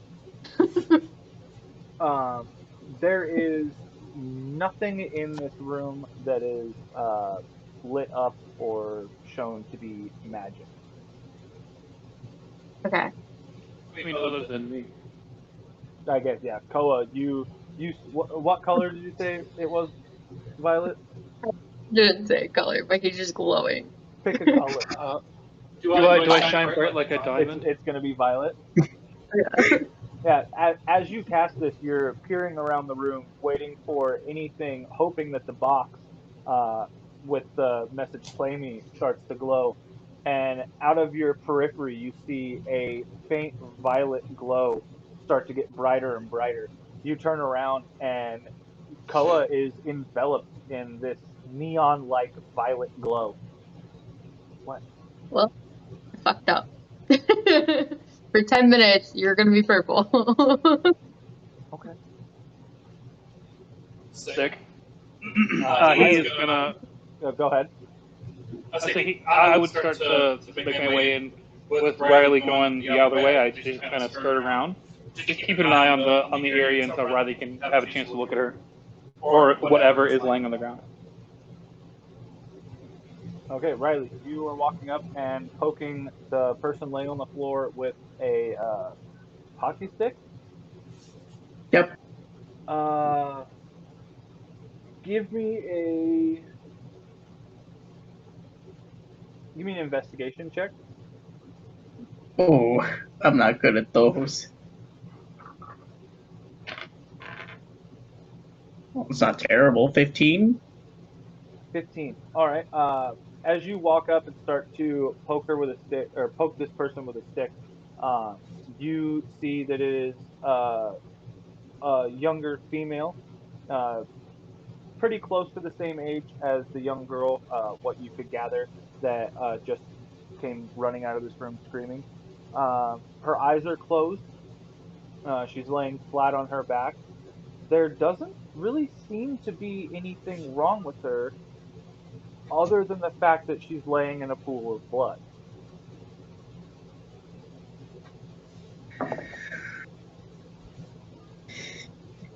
I'm gonna take some of the blood on my glove and I'm gonna snip it, see if it smells real to me. Oh, yeah.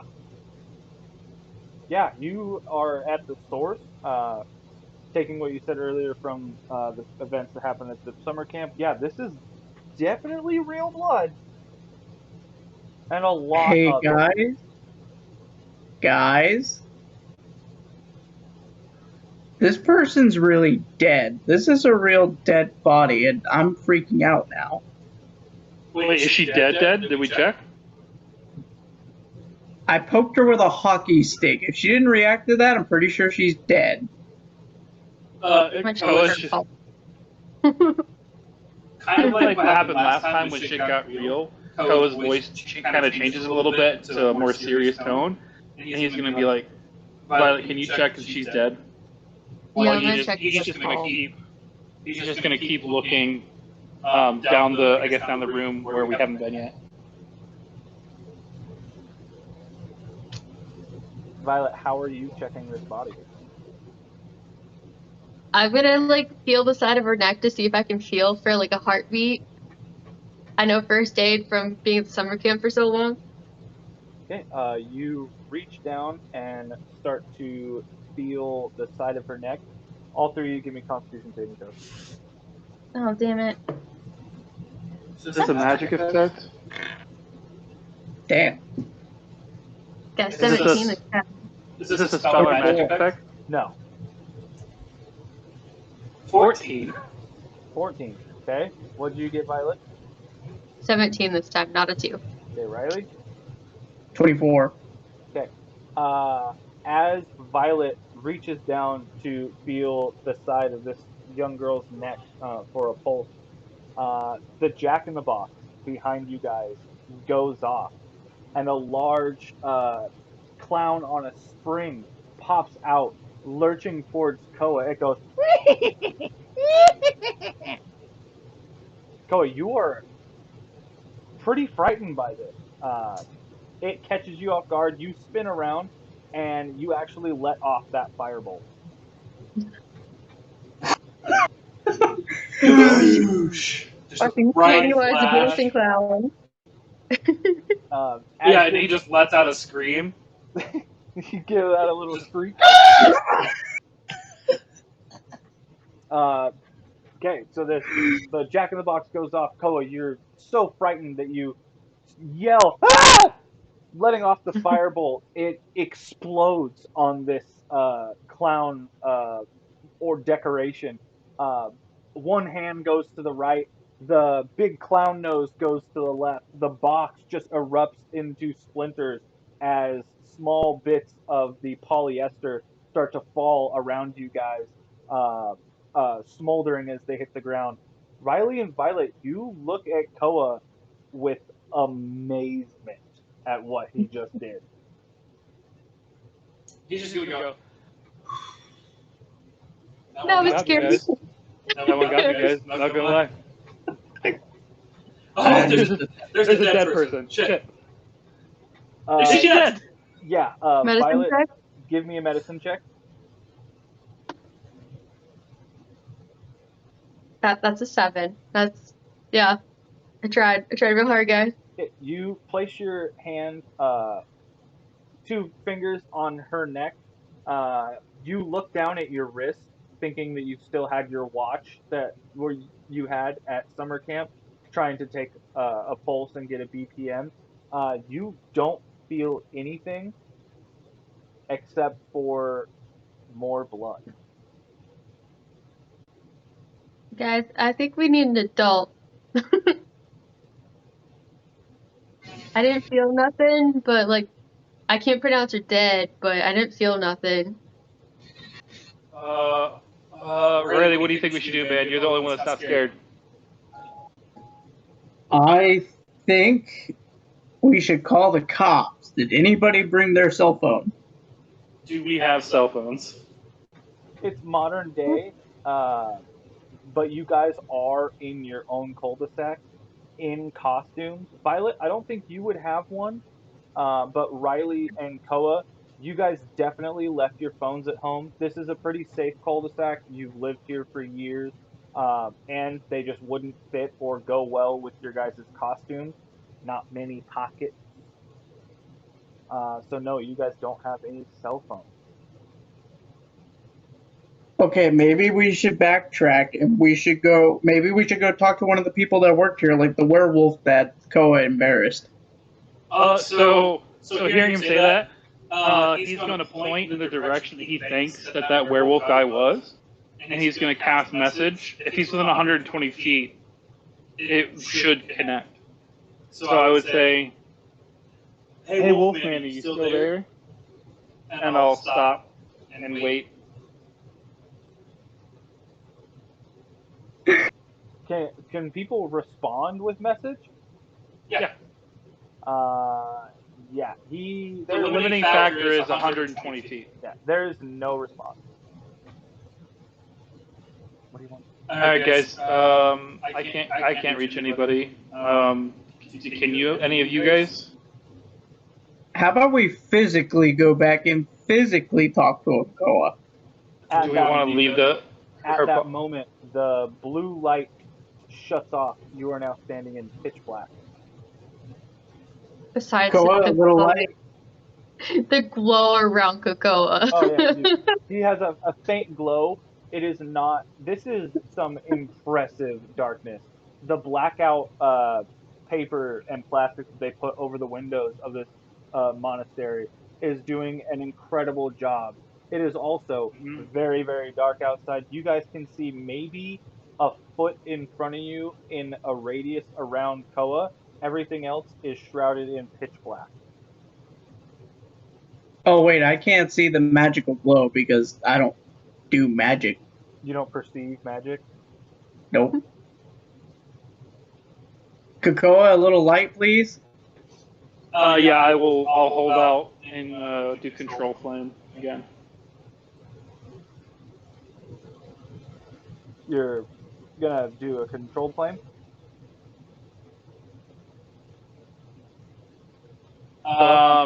Yeah, I'm gonna do a control flame.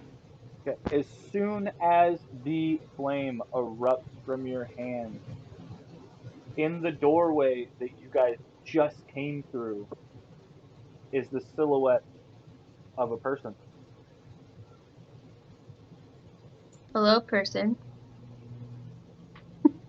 He is gonna get a surprise attack round on Koa, being the only one that is glowing and holding a flame after his attack. Everybody roll initiative. Fuck. Fall. Fuck. Koa, will a 19 hit you? Yeah. Okay. Yeah, I think so. Good thing I brought my pads this time. These are hockey pads. Plus 5. Koa, you are going to take 10 points of slashing damage. Son of a bitch. We'll say that it is half because of how thick your costume is. Please.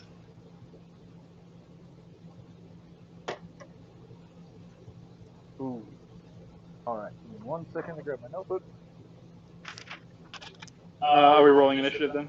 Yes. After that, it's surprise attack round. Everybody roll initiative. I got an 18. I got a dirty 20. I got a 17. Good lord, you guys. I've been rolling 2s all night. That's true. It's just the will of the dice for me. Hey, I am in the middle of something. Can you go entertain yourself? Is your tablet off? Yeah. Go bring me. Unplug your tablet and bring it to me, and I'll turn it back on for you. Violet 20. Yes. Riley 18. Yep. Koa 17. See. Okay. All right. First in the order is going to be Violet. Do you have dark vision? Mm-hmm. Okay. You can see this. There's a very large figure in the room with you guys that has just struck Koa. Oliver, here. What would you like to do? Cast Hunter's Mark. Okay.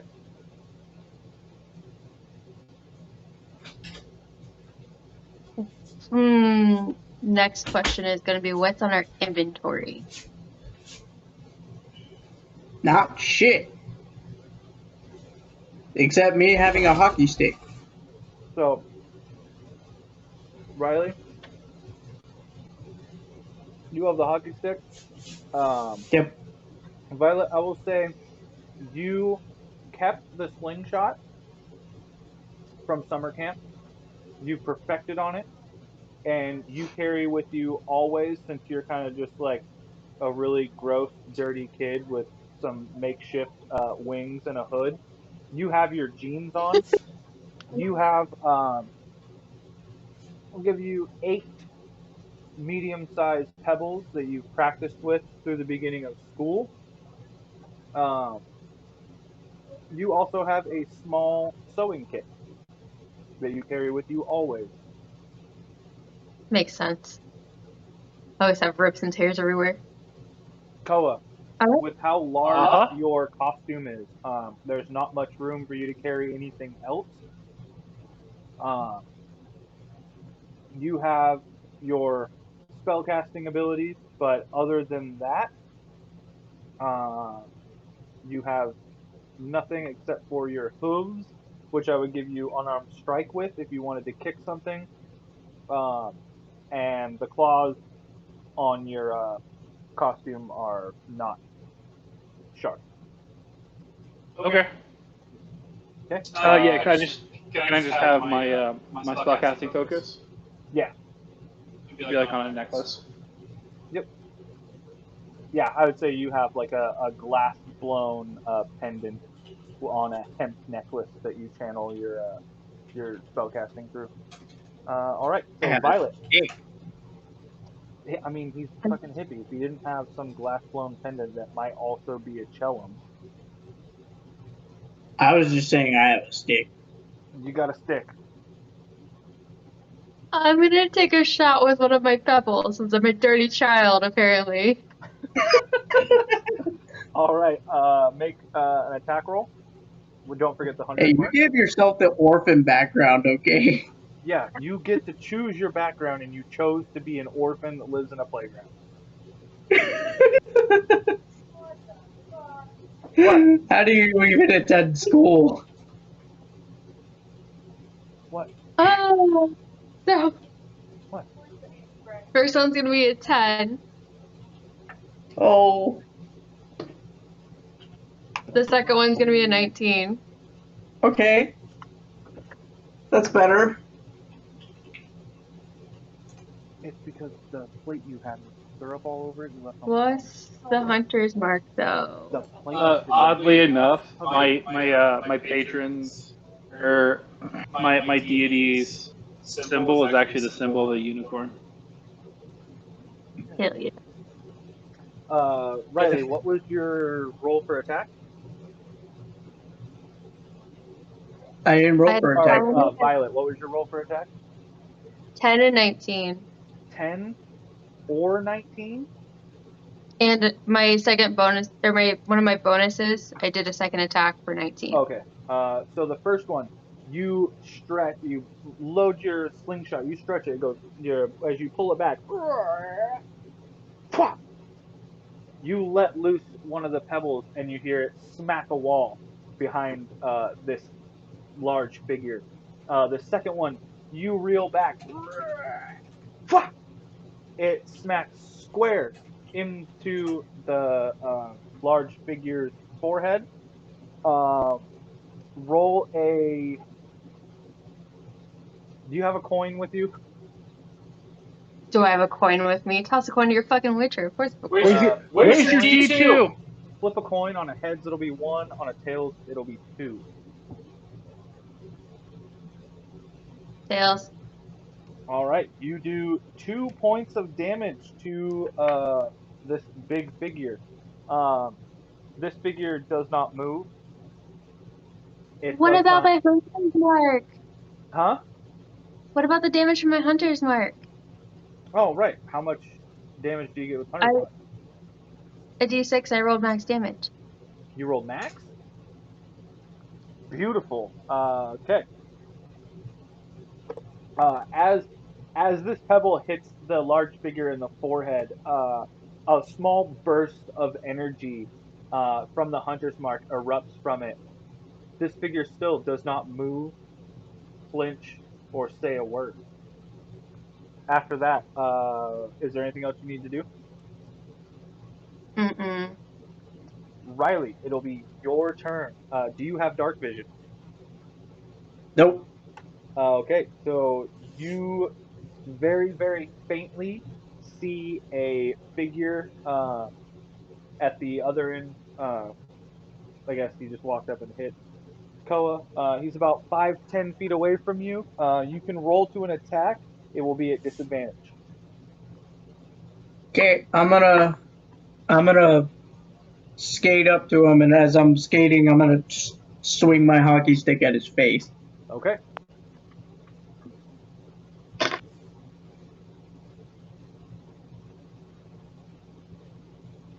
Shit. Shit. Sounds promising. I rolled the same shit twice. There's a 13 hit. No, it does not.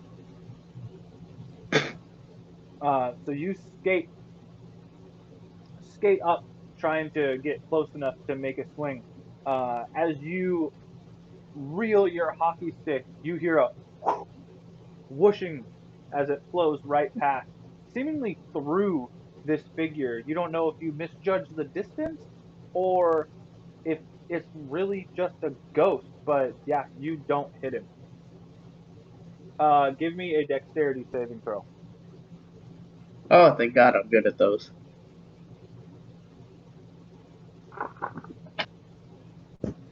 Except apparently now. The dice gods are now against me. I rolled a 12. 12? Okay. As you are skating up to this figure, one of your skates starts to slip out from under you, slipping on the pool of blood that you're skating through. Luckily, as the skate slips out from under you, you reach out your offhand, find the edge of a table to steady yourself, and you spin around in a circle. You are now on the other end of the room, facing the back of the large figure and the rest of your party. After that, it's going to be Koa. All right, so Koa already got a little closer than he wanted to with Guy. I do have dark vision, so I'm assuming I can see this figure a little better. Yes. Okay. Does he look like the same guy that we got the shit kicked out of us summer camp? So looking at him, he is a very tall, very stout looking figure. You can't make out any real features. Mm-hmm. This person has hair, and you remember from the events of the summer camp that the monster you were fighting there, the bad guy, he did not. So unless this guy grew a whole mop of hair in a couple months, not the same guy. Okay, so what I'm gonna do, as I'm gonna go ahead, and you're gonna see a bright flash, and Koa's just gonna like drop his fist down, and it's gonna cast up Blade Ward. I'm gonna turn and run. And then when I'm at a distance of about 6, as far as I can run, I guess, which right now is 45. I go about 30-ish, 35 feet away. Turn around, and then as a bonus action, if you'll. Oh wait, no, I can't do 2 spells at once, can I? Not unless you have a skill or a feat that allows you to cast more than once during. Okay, so I can't do a cantrip in a level 2.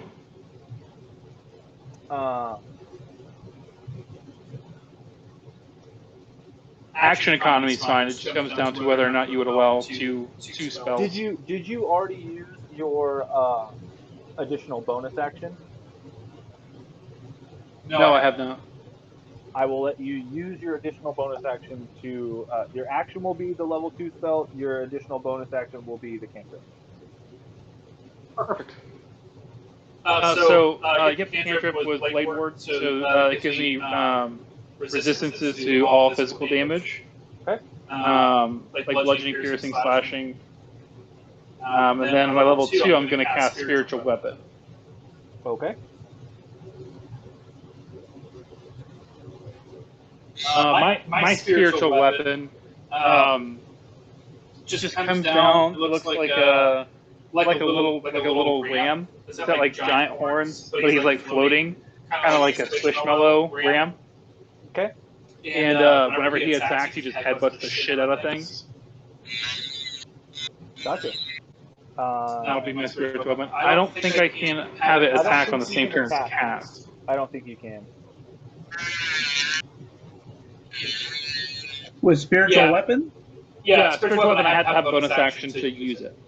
So the first is the initial cast, and then I can use it on my next turn. Sneeze. Whatever you are dremeling is impressively loud. Very well, I will stop. Does he take an attack of opportunity, or did he already take his reaction? He used a surprise attack at the beginning of the round. He has not taken his turn yet. Okay. Is that all that you're doing? Which way are you running? So he's in the doorway of the area we just came from, right? Yeah, he stepped into the doorway to make an attack on you. So I'll say he's about 10 feet from the door, 5 feet from you guys. Riley is, in fact, in front of the doorway because he skated past you. There is, another door behind you. There's a small green glowing exit sign since this was the end of the haunted house. Yeah, I guess I would be searching toward the exit then. Okay. I still want to be in the room, but I want to be near the exit. But not near this guy because I don't want to get hit again. Gotcha. All right. Is that going to be the end of your turn? It will be. Okay. It is going to be the big guy's turn. He's going to turn around, seeing as Riley skirted past him and is now in the doorway. He is going to make a unarmed strike to punch Riley back through the doorway. roll. Oh That is no. a natural 20. Fuck me. Oh no, do I have the camera still on? Oh, it's been pointing at my face the whole time. I'm an idiot. All right, nat 20. Okay. Now we're gonna do my d8. I'm wearing hockey pants. You are gonna take 8 points of bludgeoning damage. That's not Uh, so I will say with the pads, you take a quarter less, so you're gonna take 6 points of bludgeoning damage. And give me a dexterity saving throw. bad. Come on, dice, don't fail me now. Fuck. Roll a 7. 7. Okay. Not only do you roll backwards back through the doorway that you guys just came, you also your feet slip out from under you and you are laying flat onto your ass. You're not prone. It'll take a bonus action to get up, but you are on your butt. Then uh, Should be Violet's turn now. it is going to be Violet's turn, but before Violet's turn, as a bonus action, this figure is going to vanish. Bitch. So Violet, you see Koa, Blade Ward. Um, he takes off into seemingly running towards the exit. This figure turns his back towards you, punches Riley back through the doorway um, that he just came through. With your hunter's mark, you can still see a faint glow, but in an instant, the glow disappears, and you are back to being in a completely dark room.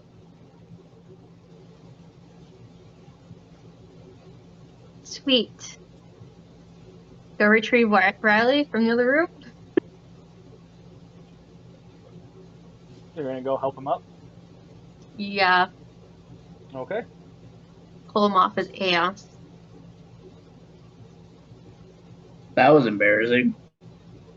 Yeah, you are embarrassing.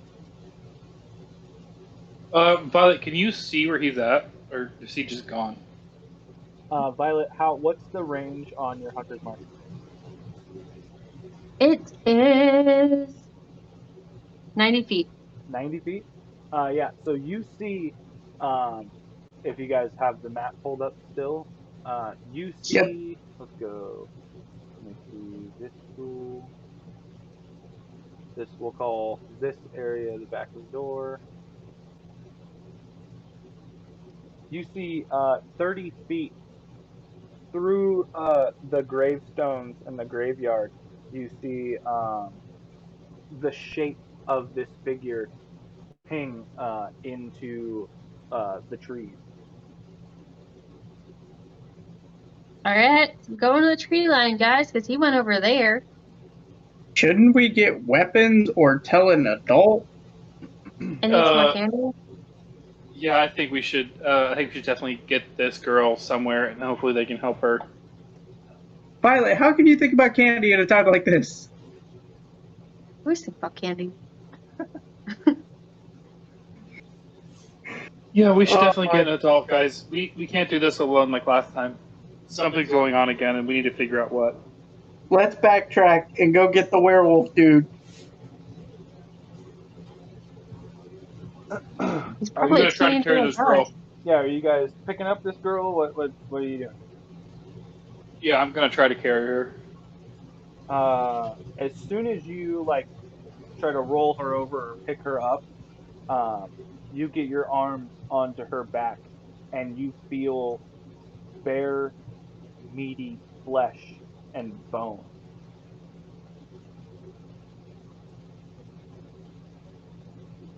Does anybody have any healing spells? No, I don't do magic. Give You do. me a medicine check, Koa. Ooh, natural 19. So 19. After feeling this, you roll her over. Her entire back, from the middle of her neck all the way to just before her waistline, has been stripped of flesh. Deep gouges slicing through some of the ribs on the left side, and it seems that the entirety of her entrails have been removed from her backside. You see bones, meat, rib flesh, and then a gaping hole where her stomach and entrails should be. The only thing left is her spine. And make a constitution check to not vomit at that site. Yeah, I mean, if you got, if yeah, Riley, go ahead and make a Constitution saving throw. At that point, I would just sit her back down because it doesn't make a difference. That's a dirty 20. Yeah, you see this sight, and you give the Oh god. I'm gonna throw up. but you do keep it down. Keeping all that candy and the exotic meats down.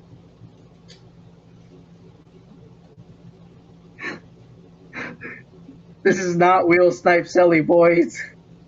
Can I do an investigation check since Faye is my favorite creature to see what would have taken our entrails? Sure. Yes. Something better than normal. I think that they just is got going- forcibly ripped out. I don't think there was a specific reason of why. What would have taken her entrails? So that would be investigation. That would be a 12. 12. With your 12, you're examining her back. You can see the cuts on the ribs and a few of the nick marks on the bones of her spine are impressively clean cuts, almost like they were made with a very, very well sharpened, extremely sharpened blade. Um, the rest of the meat that's left on the back of her rib cage seems to be dug out with fingernails. The tissue is torn and ripped with no real precision. The only real precision that you see is these deep gash marks made from some type of blade. So it's humanoid. What would you guys like to do? Get an adult. Leave the Yep, body and get an adult. I agree. I'd be falling behind Riley. Okay, Violet, we're going to ping your hunter's mark again.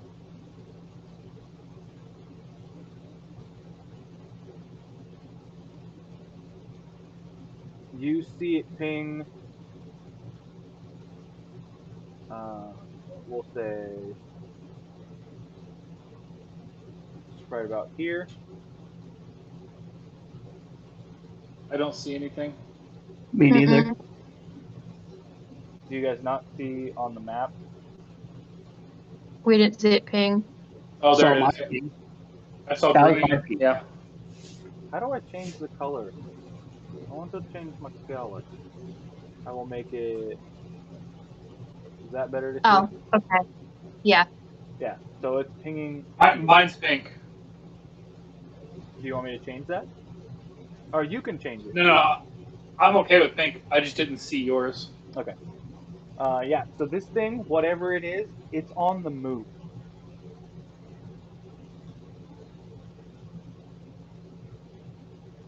We need an adult. Yeah. Do you mention? There's like Kako's house is the closest. Oh shit. What do you mean the closest? Is it going after my mom? No, to get an adult, your mom's the closest. Oh. You had me worried for a second. Oh yeah, it's going to my mom's. Yeah, let's go.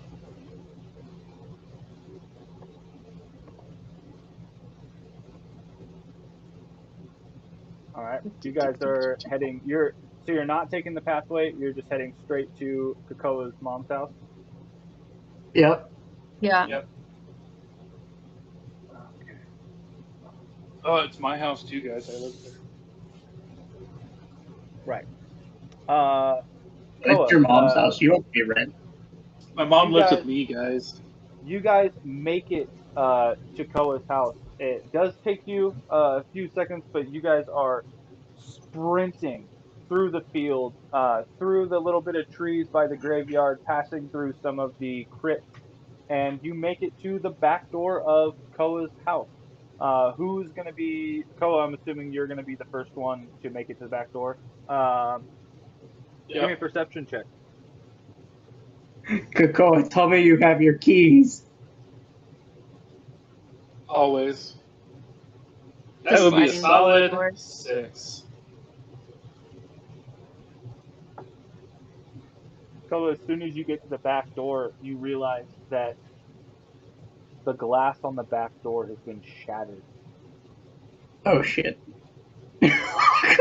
Oh, this enrages Koa. So yeah, he'll go and he'll kick that fucking door down.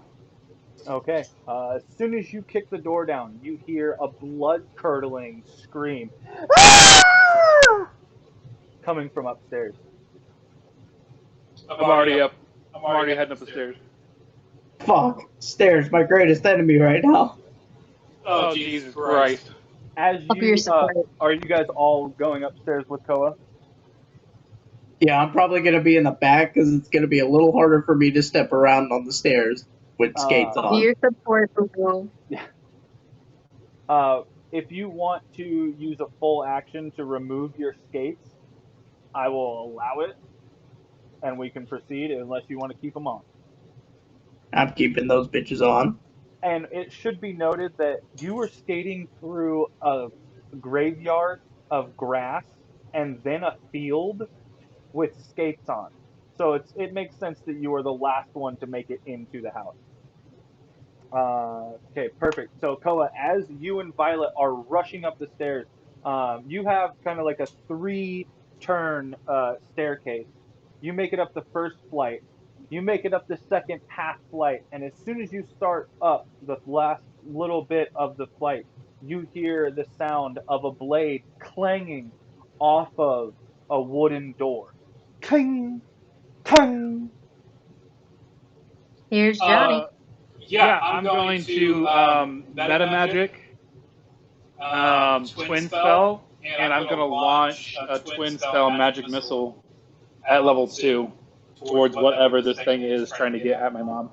As soon as you make it halfway up the last little bit of the staircase, almost reaching the top, the figure at the top, trying to break its way into the door to get to your mother, stops and spins around, and you see a large figure wearing a dark blue tattered jumpsuit, a pale white mask,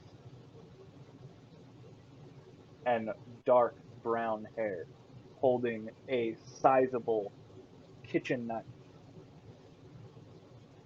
Koa, go ahead and roll me. Koa and Violet, roll me initiative. Riley, since you are at the bottom of the stairs, you're going to get thrown to the bottom of initiative. Okay. Dirty 20. 16. Bottom of initiative. Riley, you got 16. What is your dexterity? Mine is Not Riley. Sorry, Violet. I keep wanting to call you Riley because inside or inside out. And my dog's name's Riley. What's You your dex? want my +5? +5. You will go first.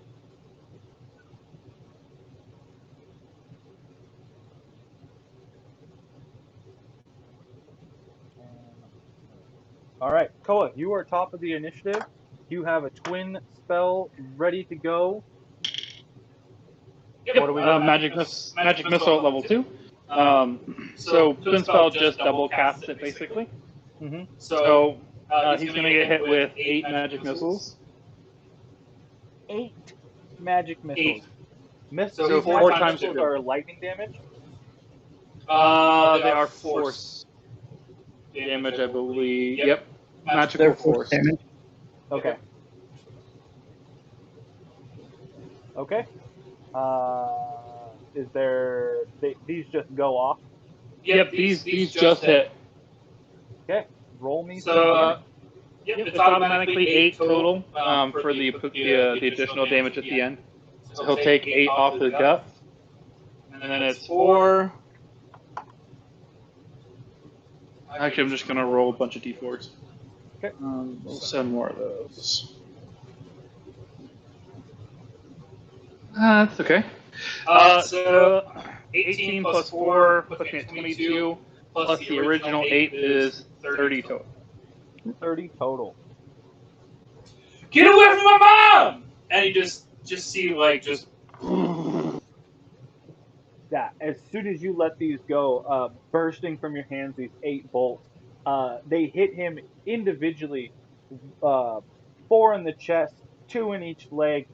After every bolt, he gets blown, the force pushing him further and further back into the doorway. As soon as the last bolt subsides, he leans back forward, gathers himself on his feet, and peers down the stairway at you.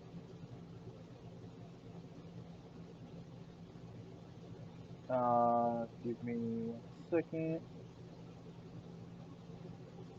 Give me a wisdom saving throw. Uh-oh. He was not great at these.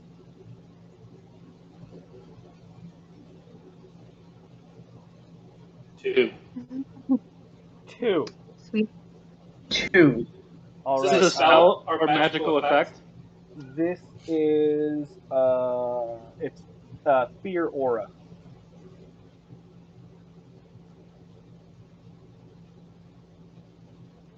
So I get advantage against things that are spells or magical effects. It comes down to how you want to rule it. I would say this is a magical effect, so go ahead and roll initiative or roll advantage. Okay, yeah, that's a little better. It's 13. 13. That still fails. Okay. So you are going to be frightened until the start of your next turn. Okay. So as you let off these bolts, seeing this creature getting impaled with them, blasting back into the doorway, when you heard your mother's scream and you rushed into the house and rushed upstairs, trying to save her, seeing that this has had seemingly no effect on this creature, you are terrified for your mother's life, for your life, for the life of your friends. The memories of the events at the summer camp come rushing back to you, and you are terrified. Oh, now y'all have your PTSD moments where I'm just having them throughout the whole fucking story. I was terrified because the whole haunted out, so I don't want to hear it. Violet, it is With 2 of my remaining pebbles, so I got like 2 left after this. Actually, I need to move. I'm gonna move down the hallway towards him. How much would that be? Because I have 30-foot movement, and I want to stay 10 feet away from him. it's like he's maybe got 15 feet from the top of the staircase where you guys are to the door he was trying to break into. So if you move 5 feet, you'll be within 10 feet of him. It'll put Okay. you just in front of Koa. Okay. So I'm gonna move just in front of Koa, and I'm gonna take my little pebbles and try to fire them off. Okay. Are you doing 1 or 2? Bonus action would be my second one. Okay. Go ahead and fire both of them off. Nice. They're gonna be 10 or 15s. 2 I rolled 15. 2 10s. Yeah, I rolled 2 10s. Both of them miss. So when you pull the slingshot back, Did you? How long is Hunter's Mark? I can hold it for 8 hours. Okay. Did you add the Hunter's Mark to those attacks? It's just a d6 damage. I didn't think I got advantage with it. Oh, you don't get advantage. Okay. Yeah. So as you pull the slingshot back and you let one go, it flies right past this figure's head, uh, putting a little small indentation on the wooden door that he was trying to break through. You take a breath, load up a second one, fire it off. Uh, but seeing Koa, who is so stoic in the haunted house, incredibly terrified and trembling at the sight of this creature, uh, your aim is off. You overcorrect and fire one on the other side of its head. Two small dents are imprinted on the door that he was trying to break through, and yeah, you don't I get don't much. think Koa's mom is going to be happy about that. Well, She'll be there's fine. like 12 deep gash marks in it from a knife, so. And Uh, now 2 dents from 2 small pebbles. After that is going to be the big guy's turn. Fuck. So, Koa, you got to the top of the staircase and fired those off, right? And Yes. Violet, you went just in front of him and shot your pebbles. He is going to take 10-foot move action right into Riley's or Violet's face. He is going to make an unarmed strike on Violet, and 13 is my AC. so a 19 does hit. Yeah. Okay. You're going to take 7 points of damage, and since you don't have any fancy costumes, you're going to take all 7 points of damage. Both of you give me a dexterity saving throw. 21. 21. Okay. Koa. Oh no. Nat 1. Koa, roll me a Yup. d4. Roll me a d4.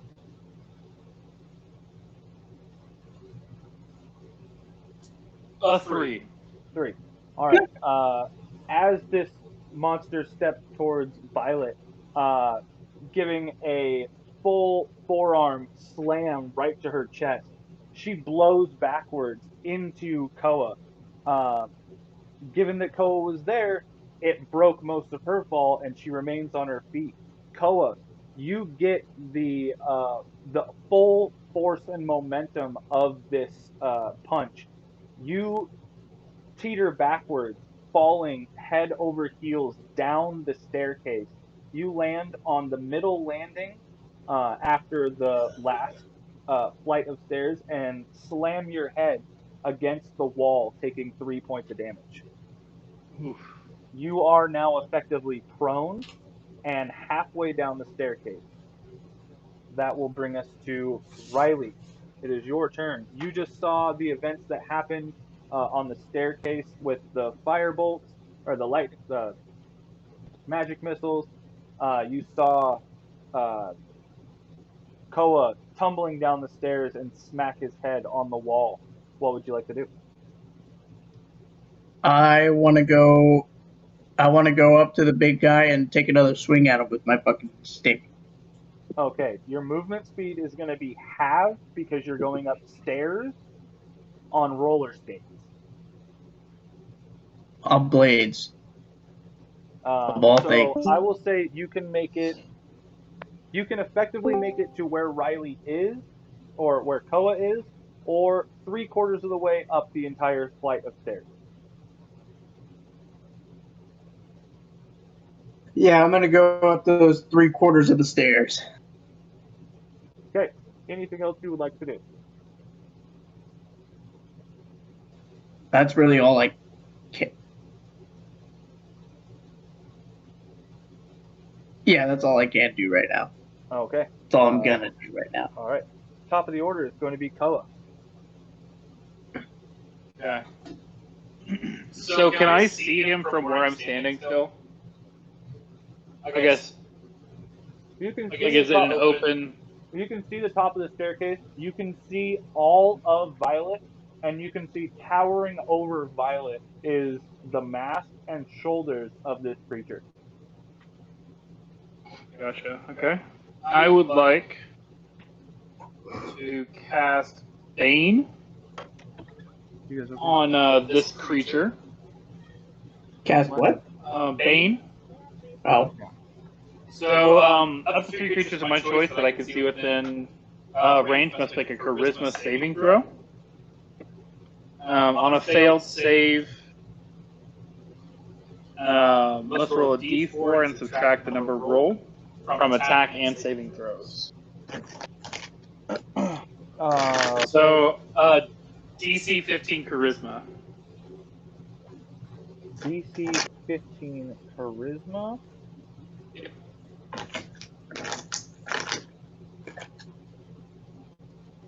And is this like a charm effect? Doesn't specify. It is just It's just a spell. Bane. Yep, just a spell. Okay, so DC 15 Charisma saving throw. Correct. He fails. Okay. So you see, I'm assuming my hood and stuff is off. So you see, Koa ball his fist into his hand into a fist with his thumb out. He pricks it on his horn and he flings blood and he says, "Want to try that again?" And Bane is now effective. He has a DC. He has to roll on every attack and saving throw to subtract his overall roll. So he has to roll once. Nope. Every time he attacks or does a saving throw, you have to roll a d4 and subtract it from the total. Gotcha. So if he rolls a 20, you roll a d4, whatever's on his dice, you would drop it down. Gotcha. So as you prick your finger and sling this blood, the blood traveling all the way up the last little bit of staircases, you see it splatters onto his white mask, staining it with your blood. He shakes his head and peers down at Violet. Oh shit. Violet, it'll be your turn. Knowing I only have 2 pebbles left, I'm gonna dig through my candy bag to find Jolly Ranchers and arm myself with Jolly Ranchers. Hell yeah. That You don't want to run or just try to like kick him in the shin. You're gonna just arm yourself with Jolly Ranchers. Yeah. Okay, 1 second. I don't want to get my mom opportunity. I feel like I'm about to get thrown through the staircase. Not off the staircase, not down the staircase, but through the fucking staircase with my next attack. your boy's hungry and he's got tacos. Is he undead? Wouldn't Michael Myers technically be undead? No. He's alive. He's just A dick? not okay. It's just not okay. I feel like even Aber did this. So Like, the way that I built this Michael Myers, he has an ability, and that ability is 1 second. It's Vengeful Return. So and Vengeful Return is as long as this creature's soul is free, this creature returns to life every year at midnight on the first day of. It says Uktar, but I wrote it in as All Hallows Eve, so it's on the morning of the 31st. He is revived, and the creature will resurrect in the closest observed spot from the outskirts of town that has angered this creature. So, Oh, lovely. You guys, if we get there, we'll get there, and I'll explain why he's here. But that is his soul has never been trapped, so he just reanimates He condenses into a physical form to seek his vengeance. Oh, great. He's a revenant. Violet, what were you doing? I made myself a Jolly Ranchers. Are you making an attack? Are you moving? What are we doing? I'm gonna strike with one of the Jolly Ranchers. All right. Roll to attack. So wait, I'm curious now. Is it like those full-size Jolly Ranchers we're talking about, or are we talking about the normal size that you wrap open and pop in your mouth and just chill? I'm assuming it's from the poor people, so like the singles. The same. Okay. And that's gonna be if you still allow me with that sling, a +5. That would be a 22. 22 will hit. Plus my hunter's mark. Ooh, max damage again. And then you So, wanna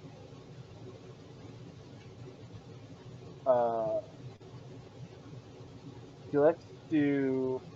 Yeah, go ahead and do the heads and tails. Heads is 1, tails is 2. tails again. Tails again. So 2 and 6, so 8 again. Uh, how are you? I want to know how you are letting this fly. I want to reach into the bag and feel for this hard candy, and I'm gonna rip it out, grab my slingshot, grab that elastic band, rip fire, and hope that it lands its spot because it's not as heavy as the pebble, and Yeah. just try to aim to the best of my ability. Okay. Yeah. This giant creature, which at this point you guys have figured out is Michael Myers. So Michael, standing towering over you, knife in one hand, watches you grab your bag of candy, dive your hand in, rustle around for a second, pull out a single blue raspberry Jolly Rancher, load it I into your think slingshot, pull it back, let it fire right up. It jars and jams itself into the nostril of his mask. You hear a loud exhale as the Jolly Rancher shoots out of his mask and uh, breaks onto the ground. He effectively takes 8 points of damage.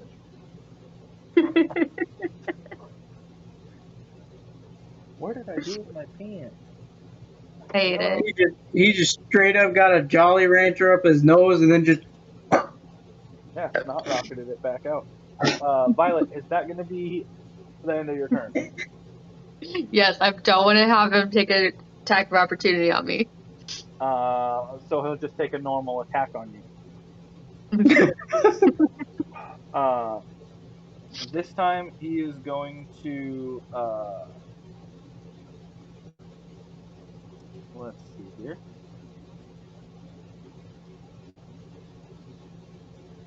What is your? He's going to reach out and attempt to grab you by the wing and fling you over the banister down the whole flight, the whole story onto the main story of the house. Ooh. Go to So opposing strength check. yeah, it's going to be an opposed strength check. So go ahead and roll your strength. Go ahead and roll your strength, but do it with advantage because I have a plan. Okay. Okay, he rolled a 17. No, I rolled a nat 20. Nice, perfect. So Michael reaches out, grabs you by a wing, tries to rip you over the banister to fling you down to the main story of the house. But your wings aren't attached to you. The No. elastic bands that are holding your wings through the arm snap as both your wings go fluttering down the staircase onto the main story of the house. Michael looks back at you, no emotion, no sound, but you gain a sense that he is wildly confused. Our Should've orange grabbed the saved hair. her life. Should After have grabbed the hair. that, it is going to be Riley's turn. I'm gonna go up the rest of the way to get up in his face, and then I'm gonna swing my stick Okay. at his. Actually, I'm gonna swing my stick at his crotch. go ahead and roll. So we'll say you're calling your shot. Roll with disadvantage because Violet is right in front of you. She smacks me. Okay, it's not terrible. So at first I rolled a 19, but I'm at disadvantage, so I rolled again, and this time it's a 14, but plus 4 for the stick. That's an 18. An 18 will hit. Hey. Hank. God. Fuck you, disadvantage. You're not getting me tonight. Really putting in work today. Putting in that work. As I'm swinging my hockey stick at him too, I'd like to just shout out, nut check. Here.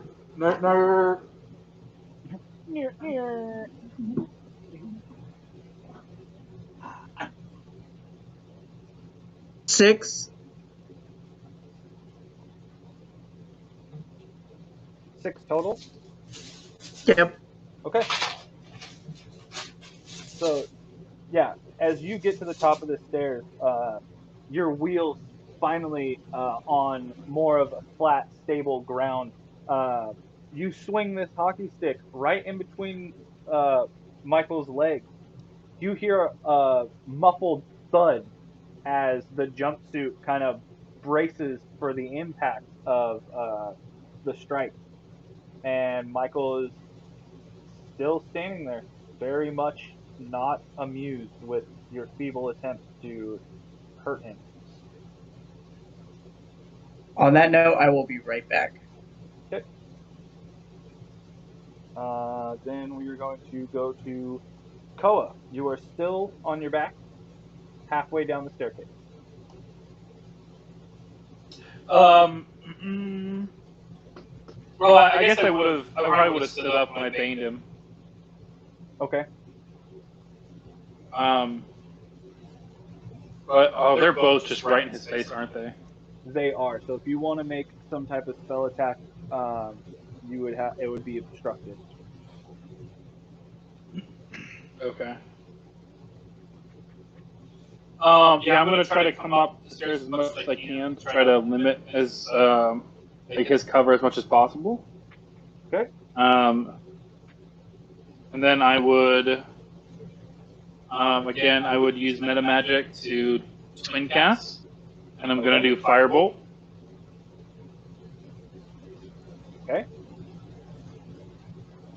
I think that's my last spell, my last sorcery point. Yep, sure is. All right, so this is a +7 to hit. So first one is 18 To hit. to hit. Yep, that hits. Okay. Second one, natural 20. That definitely hits. How do you do nat 20s? We will roll twice because I feel like doubling damage just kind of sucks. Because if you roll lowest possible and double it, that kind of cheats you. Okay. Perfect. So I will. It'll be 3d10s then. Beautiful. Oh, trash rolls though, for a total of 14 damage. It's not bad. I had one really good one and two terrible, but it evened out. So 14 total. And bonus action, I think I don't have any bonus actions because my spiritual weapon wouldn't have made it here. What's the Right. movement speed on that? The same as mine. It's just I think it's just the amount of time. So from the time I cast it to the time we got back here, was it more than a minute? Yeah. From the time you cast it From the church? Yeah, from the monastery to here, and I would say one round, it's been over a minute. Okay. Yep. Then my spiritual weapon would have been gone then. Okay. Yep. I think that's it. All right, Violet. I'm going to You're ask up. disengage, Okay. and I'm going to move 10 feet back. Are you moving 10 feet back down the hallway of the second floor, or are you descending down the staircase? I'm descending down the staircase. Perfect. Okay. It's my action movement, so. I am back. All right. Isn't disengage a bonus action? Disengage is a bonus action. Not for me. Oh, I don't have cunning Oh, action. got you. Okay. That will take us to Michael's turn. The only one left on the second floor is Riley. After getting whacked in the nuts by your hockey stick, he is going to reach out and attempt to grapple you and grab you by the throat. Give me a strength check.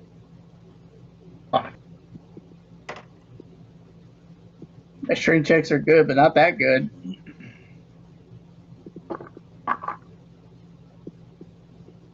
Okay. I rolled a 16. Okay, I rolled a natural 1.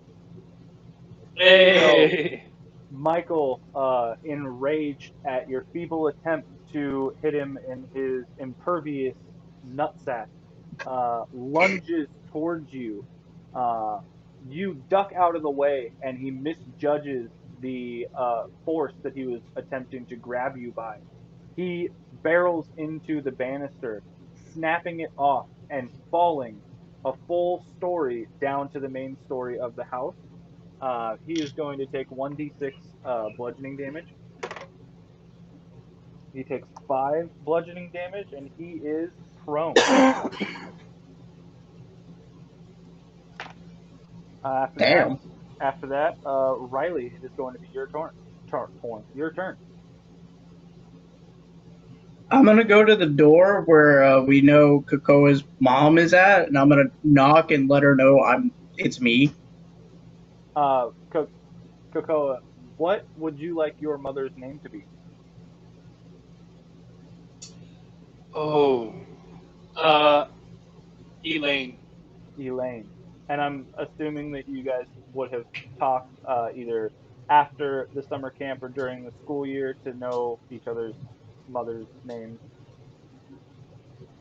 I don't know if Riley would say anything about his mom, but Kakao definitely would.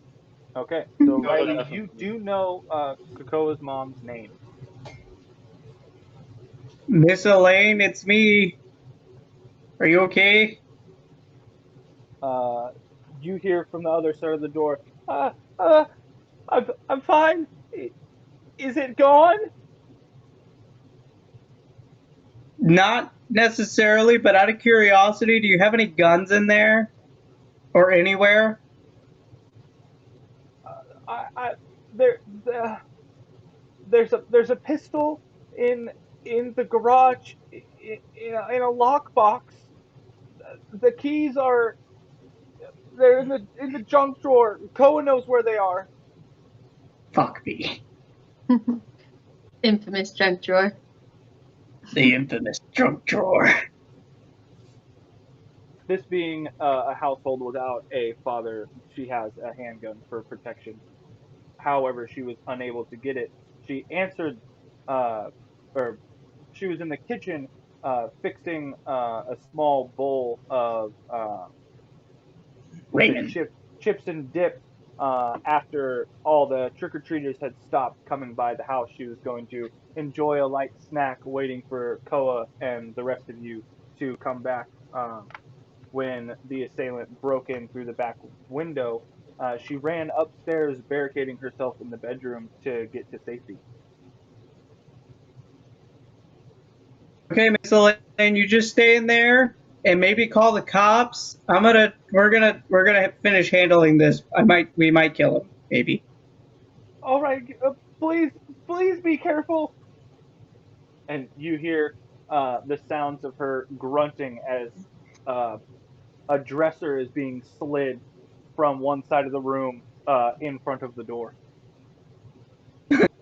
Shit. Kokoa, your mom knows what's up.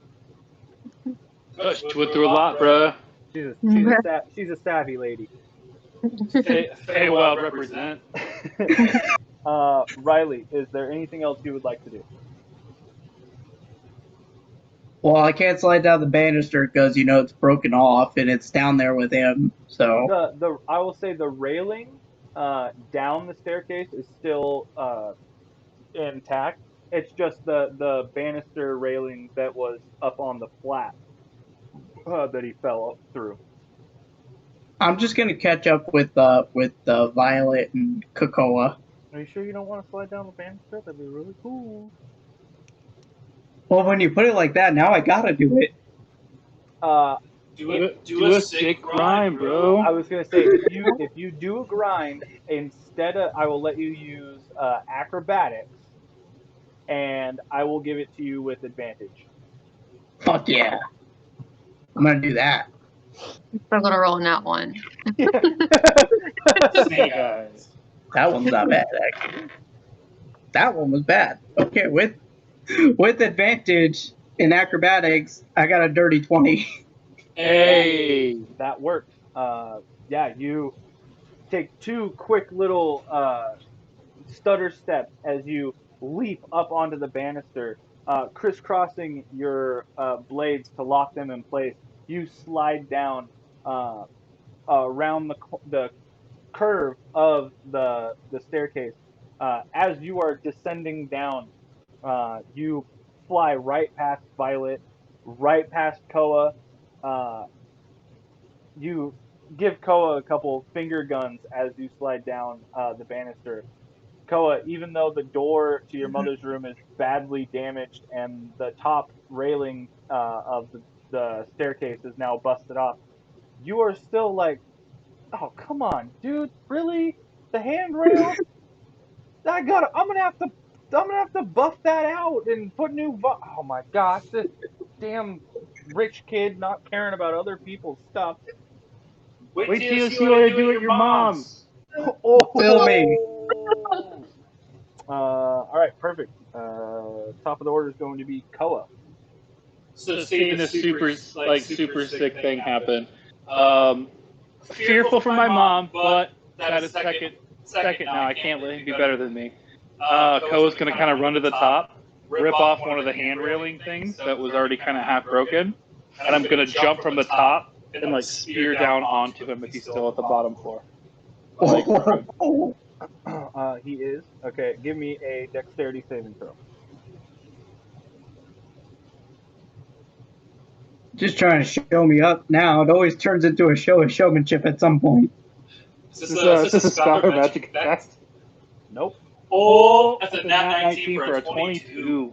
Nat 19 for a 22. You now. This is going to be your attack. So that dexterity saving throw was to see if you can make this jump. Roll me an attack. Roll for an attack. Do I get advantage because he's prone? Yes, you will have advantage because he is prone. Okay. Well, I guess what would my plus to hit be? We'll do use your strength to hit because that's going to determine how if it actually pierces him or not. So you just want me to roll a flat roll then, huh? Is that what you're saying? Yeah. Do you not have any bonuses to your strength? No. Oh no. All right. Then. So I guess just a flat attack roll with advantage. I'm a magic boy. Okay. So, one was a 3. The other was a 19. All right. Yeah. So, flat 19. The flat 19 will hit.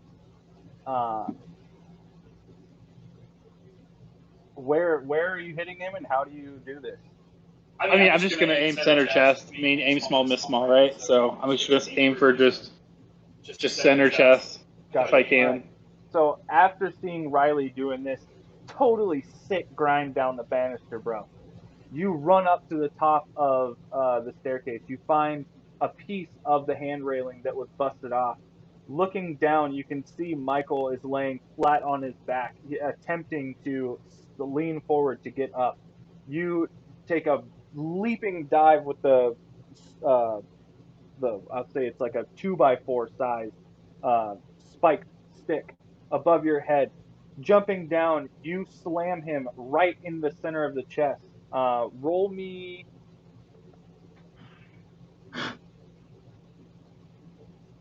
Roll me While I'm 2D. flying, Give me 2d4. while I'm flying down, can I say wrong house, hombre? Absolutely. 2d4. That is a whopping 6. Okay. So yeah, you slam him in the chest. It doesn't go as deep as you thought it would if it was like an actual spear. The broken pieces are only an inch or so long, and after that is pretty blunted. But you do stab him in the chest for some damage. All right. Anything else you would like to do? Of action, partial movement. Did when he hit the ground, did he drop the knife? No, he did not. As a bonus action, can I try to kick the knife away? Yeah, it'll be an opposed strength check. Since this is like his thing, he's got a death grip on it. So give me an opposed strength check. Okay. You don't do it. I don't do it. He rolled a unnatural 20. So I mean, unless you roll a natural 20, then you do it. I would literally have to roll not 20. You'd literally have to roll a nat 20. Yeah. No. Yeah, I rolled a 5. Okay. All right. Yeah. So after stabbing him, Just a little. you try to, for lack of a better term, donkey kick the knife out of his hand with your hoof. You do connect with the hoof, but he reels back and is just holding on to this thing with all of his might. It is his thing. Violet, it will be your turn. All right, I'm diving into that bag of candy again to see if I can find another piece of hard candy. You know, this is a pillowcase that's half full with candy. Hard candies, suckers, candy bars, maybe a jawbreaker or two. If you wanted to just use the bag as a bludgeoning, I'd give you a D4. What? Come on, that's worth But, at like- least a D6. No, No, but because like, she ate half of it already. It's not that heavy of a weapon. Yeah, it's like maybe 2 or 3 pounds. I'd give you a What's D4 what's if the you want flail? to use that. Come on, that's got to be the equivalent of getting hit with a sock full of nickels.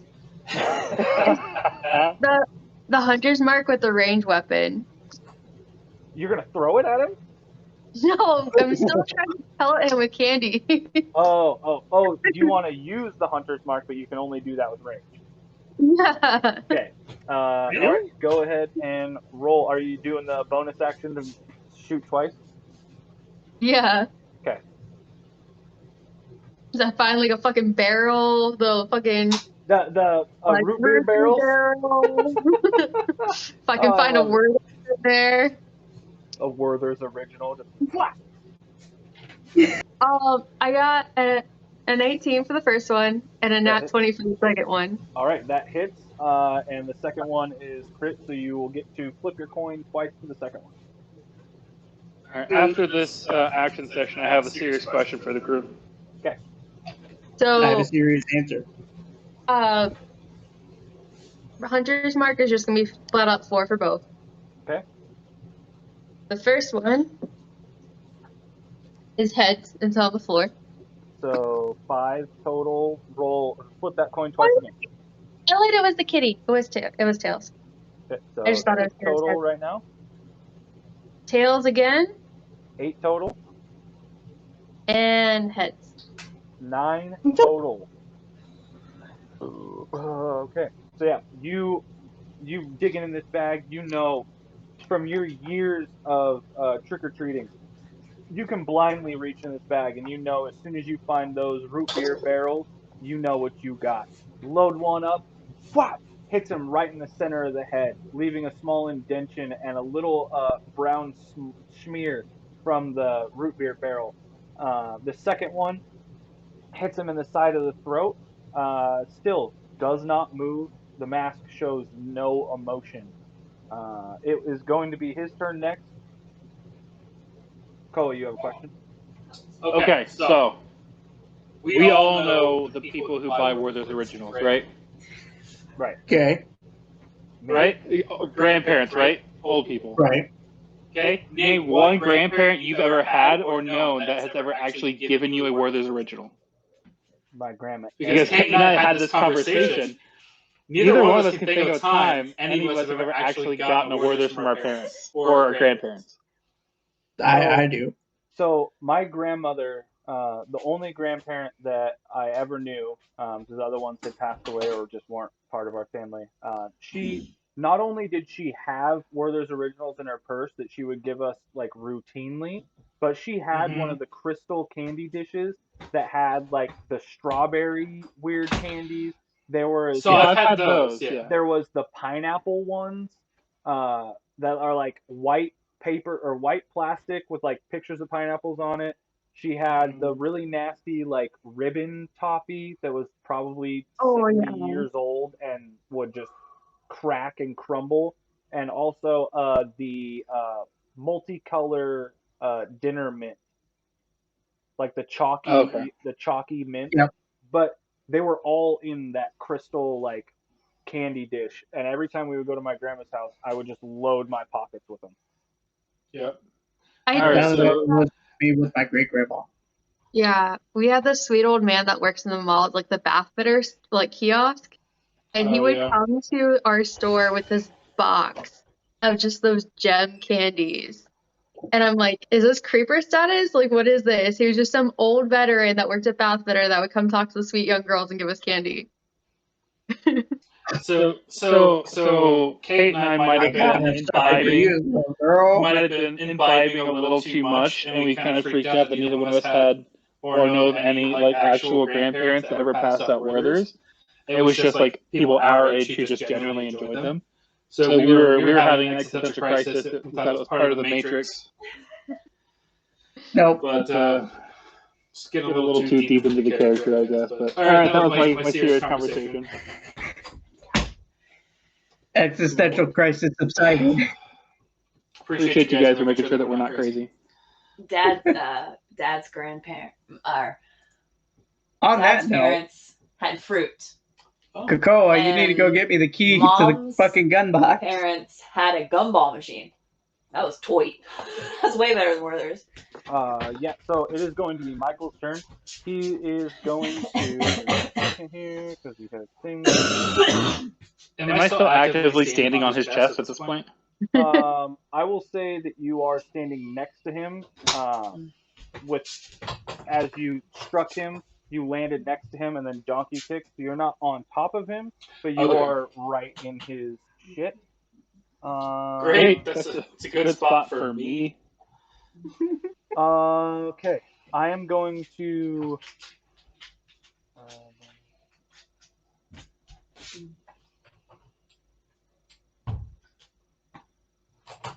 All right.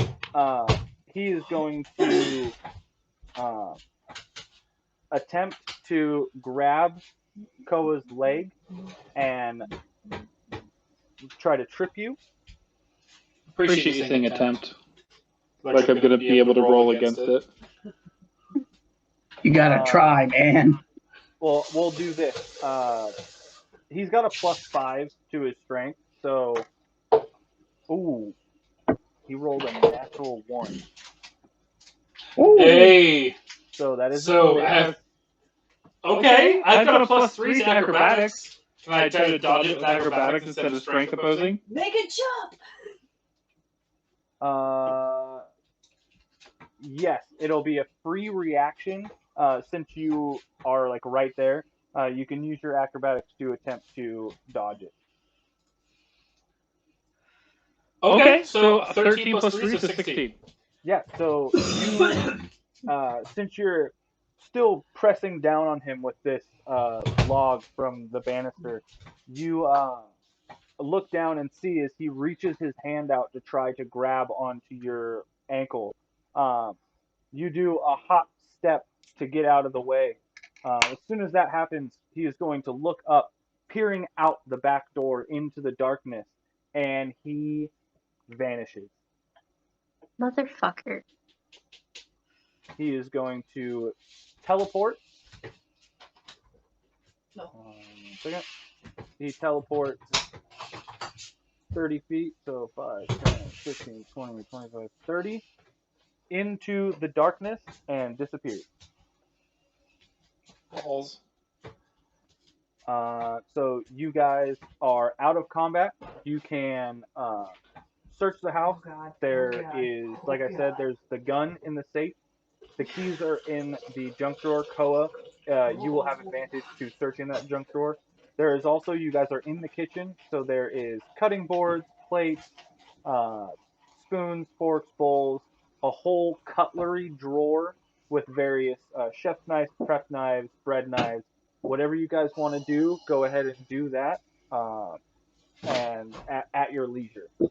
I will say, the longer you guys spend in here, the further away he's gonna get, and or gonna fuck other people up.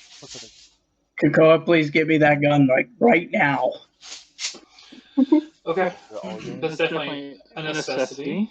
I'm trying to think if I might have anything that.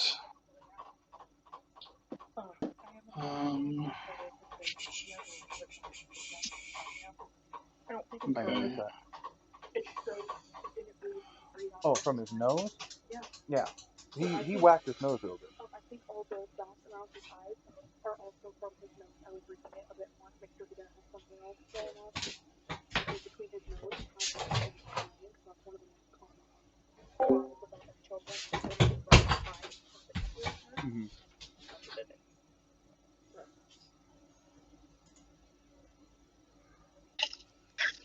Come here, stick.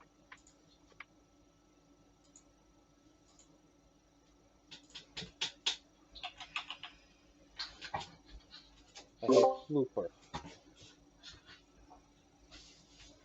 It's a kitty. Probably being an asshole somewhere. So Ben, this is my wife, what? Jordan. Jordan, this is Ben. Hello. His new friend. Hello, new friends. Partner. I've got my earpiece in, so she can't hear you, but Oh, says gotcha. hello back.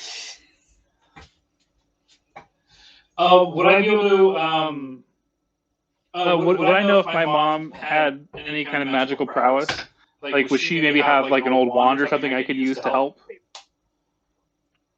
The Floofer! Stop it! You extra motherfucker! Stop it! You're going to ruin. No, she ruined it. She ruined my backdrop. Ah, shit. Now there's a tack on the ground. You mother bitch. Fucking ape ass. Did you good? Bucky, I'm gonna hurry hit up. you with a fucking hammer. Did you even go pee? No, go pee. Does this have alcohol? Stop it. No. Do you want to have alcohol in it? No. Get I down. put it in my cup so I wouldn't mix it. Get up, get down.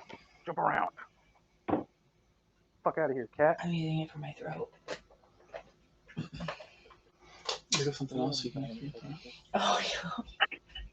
She definitely said I'm taking over. Huh?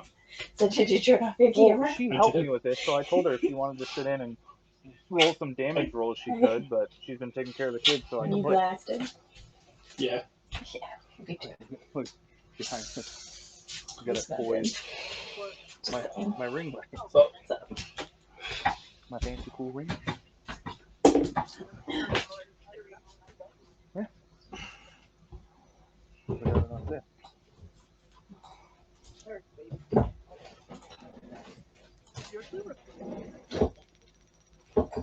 So, can I? Would my mom have like a wand or something that I can use? Maybe something fancy. I didn't know if she was a spellcaster or not. Tell him 1 second. Tell him 1 second.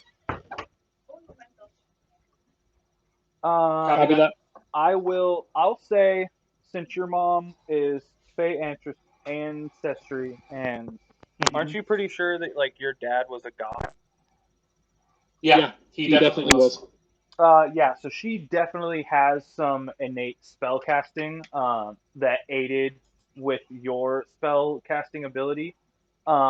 In her bedroom, in her bathroom, she has a ring of spell storing and then a necklace of protection.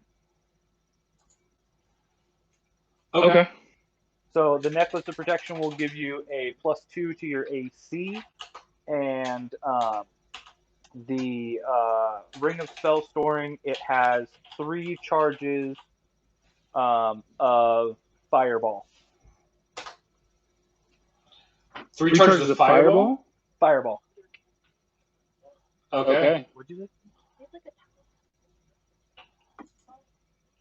It's not. That is the camera. Yeah, no shit. And then look what happens if I switch it to this one. So if I put it on the other camera, oh, it's not gonna work because I have it on OBS. Hold on.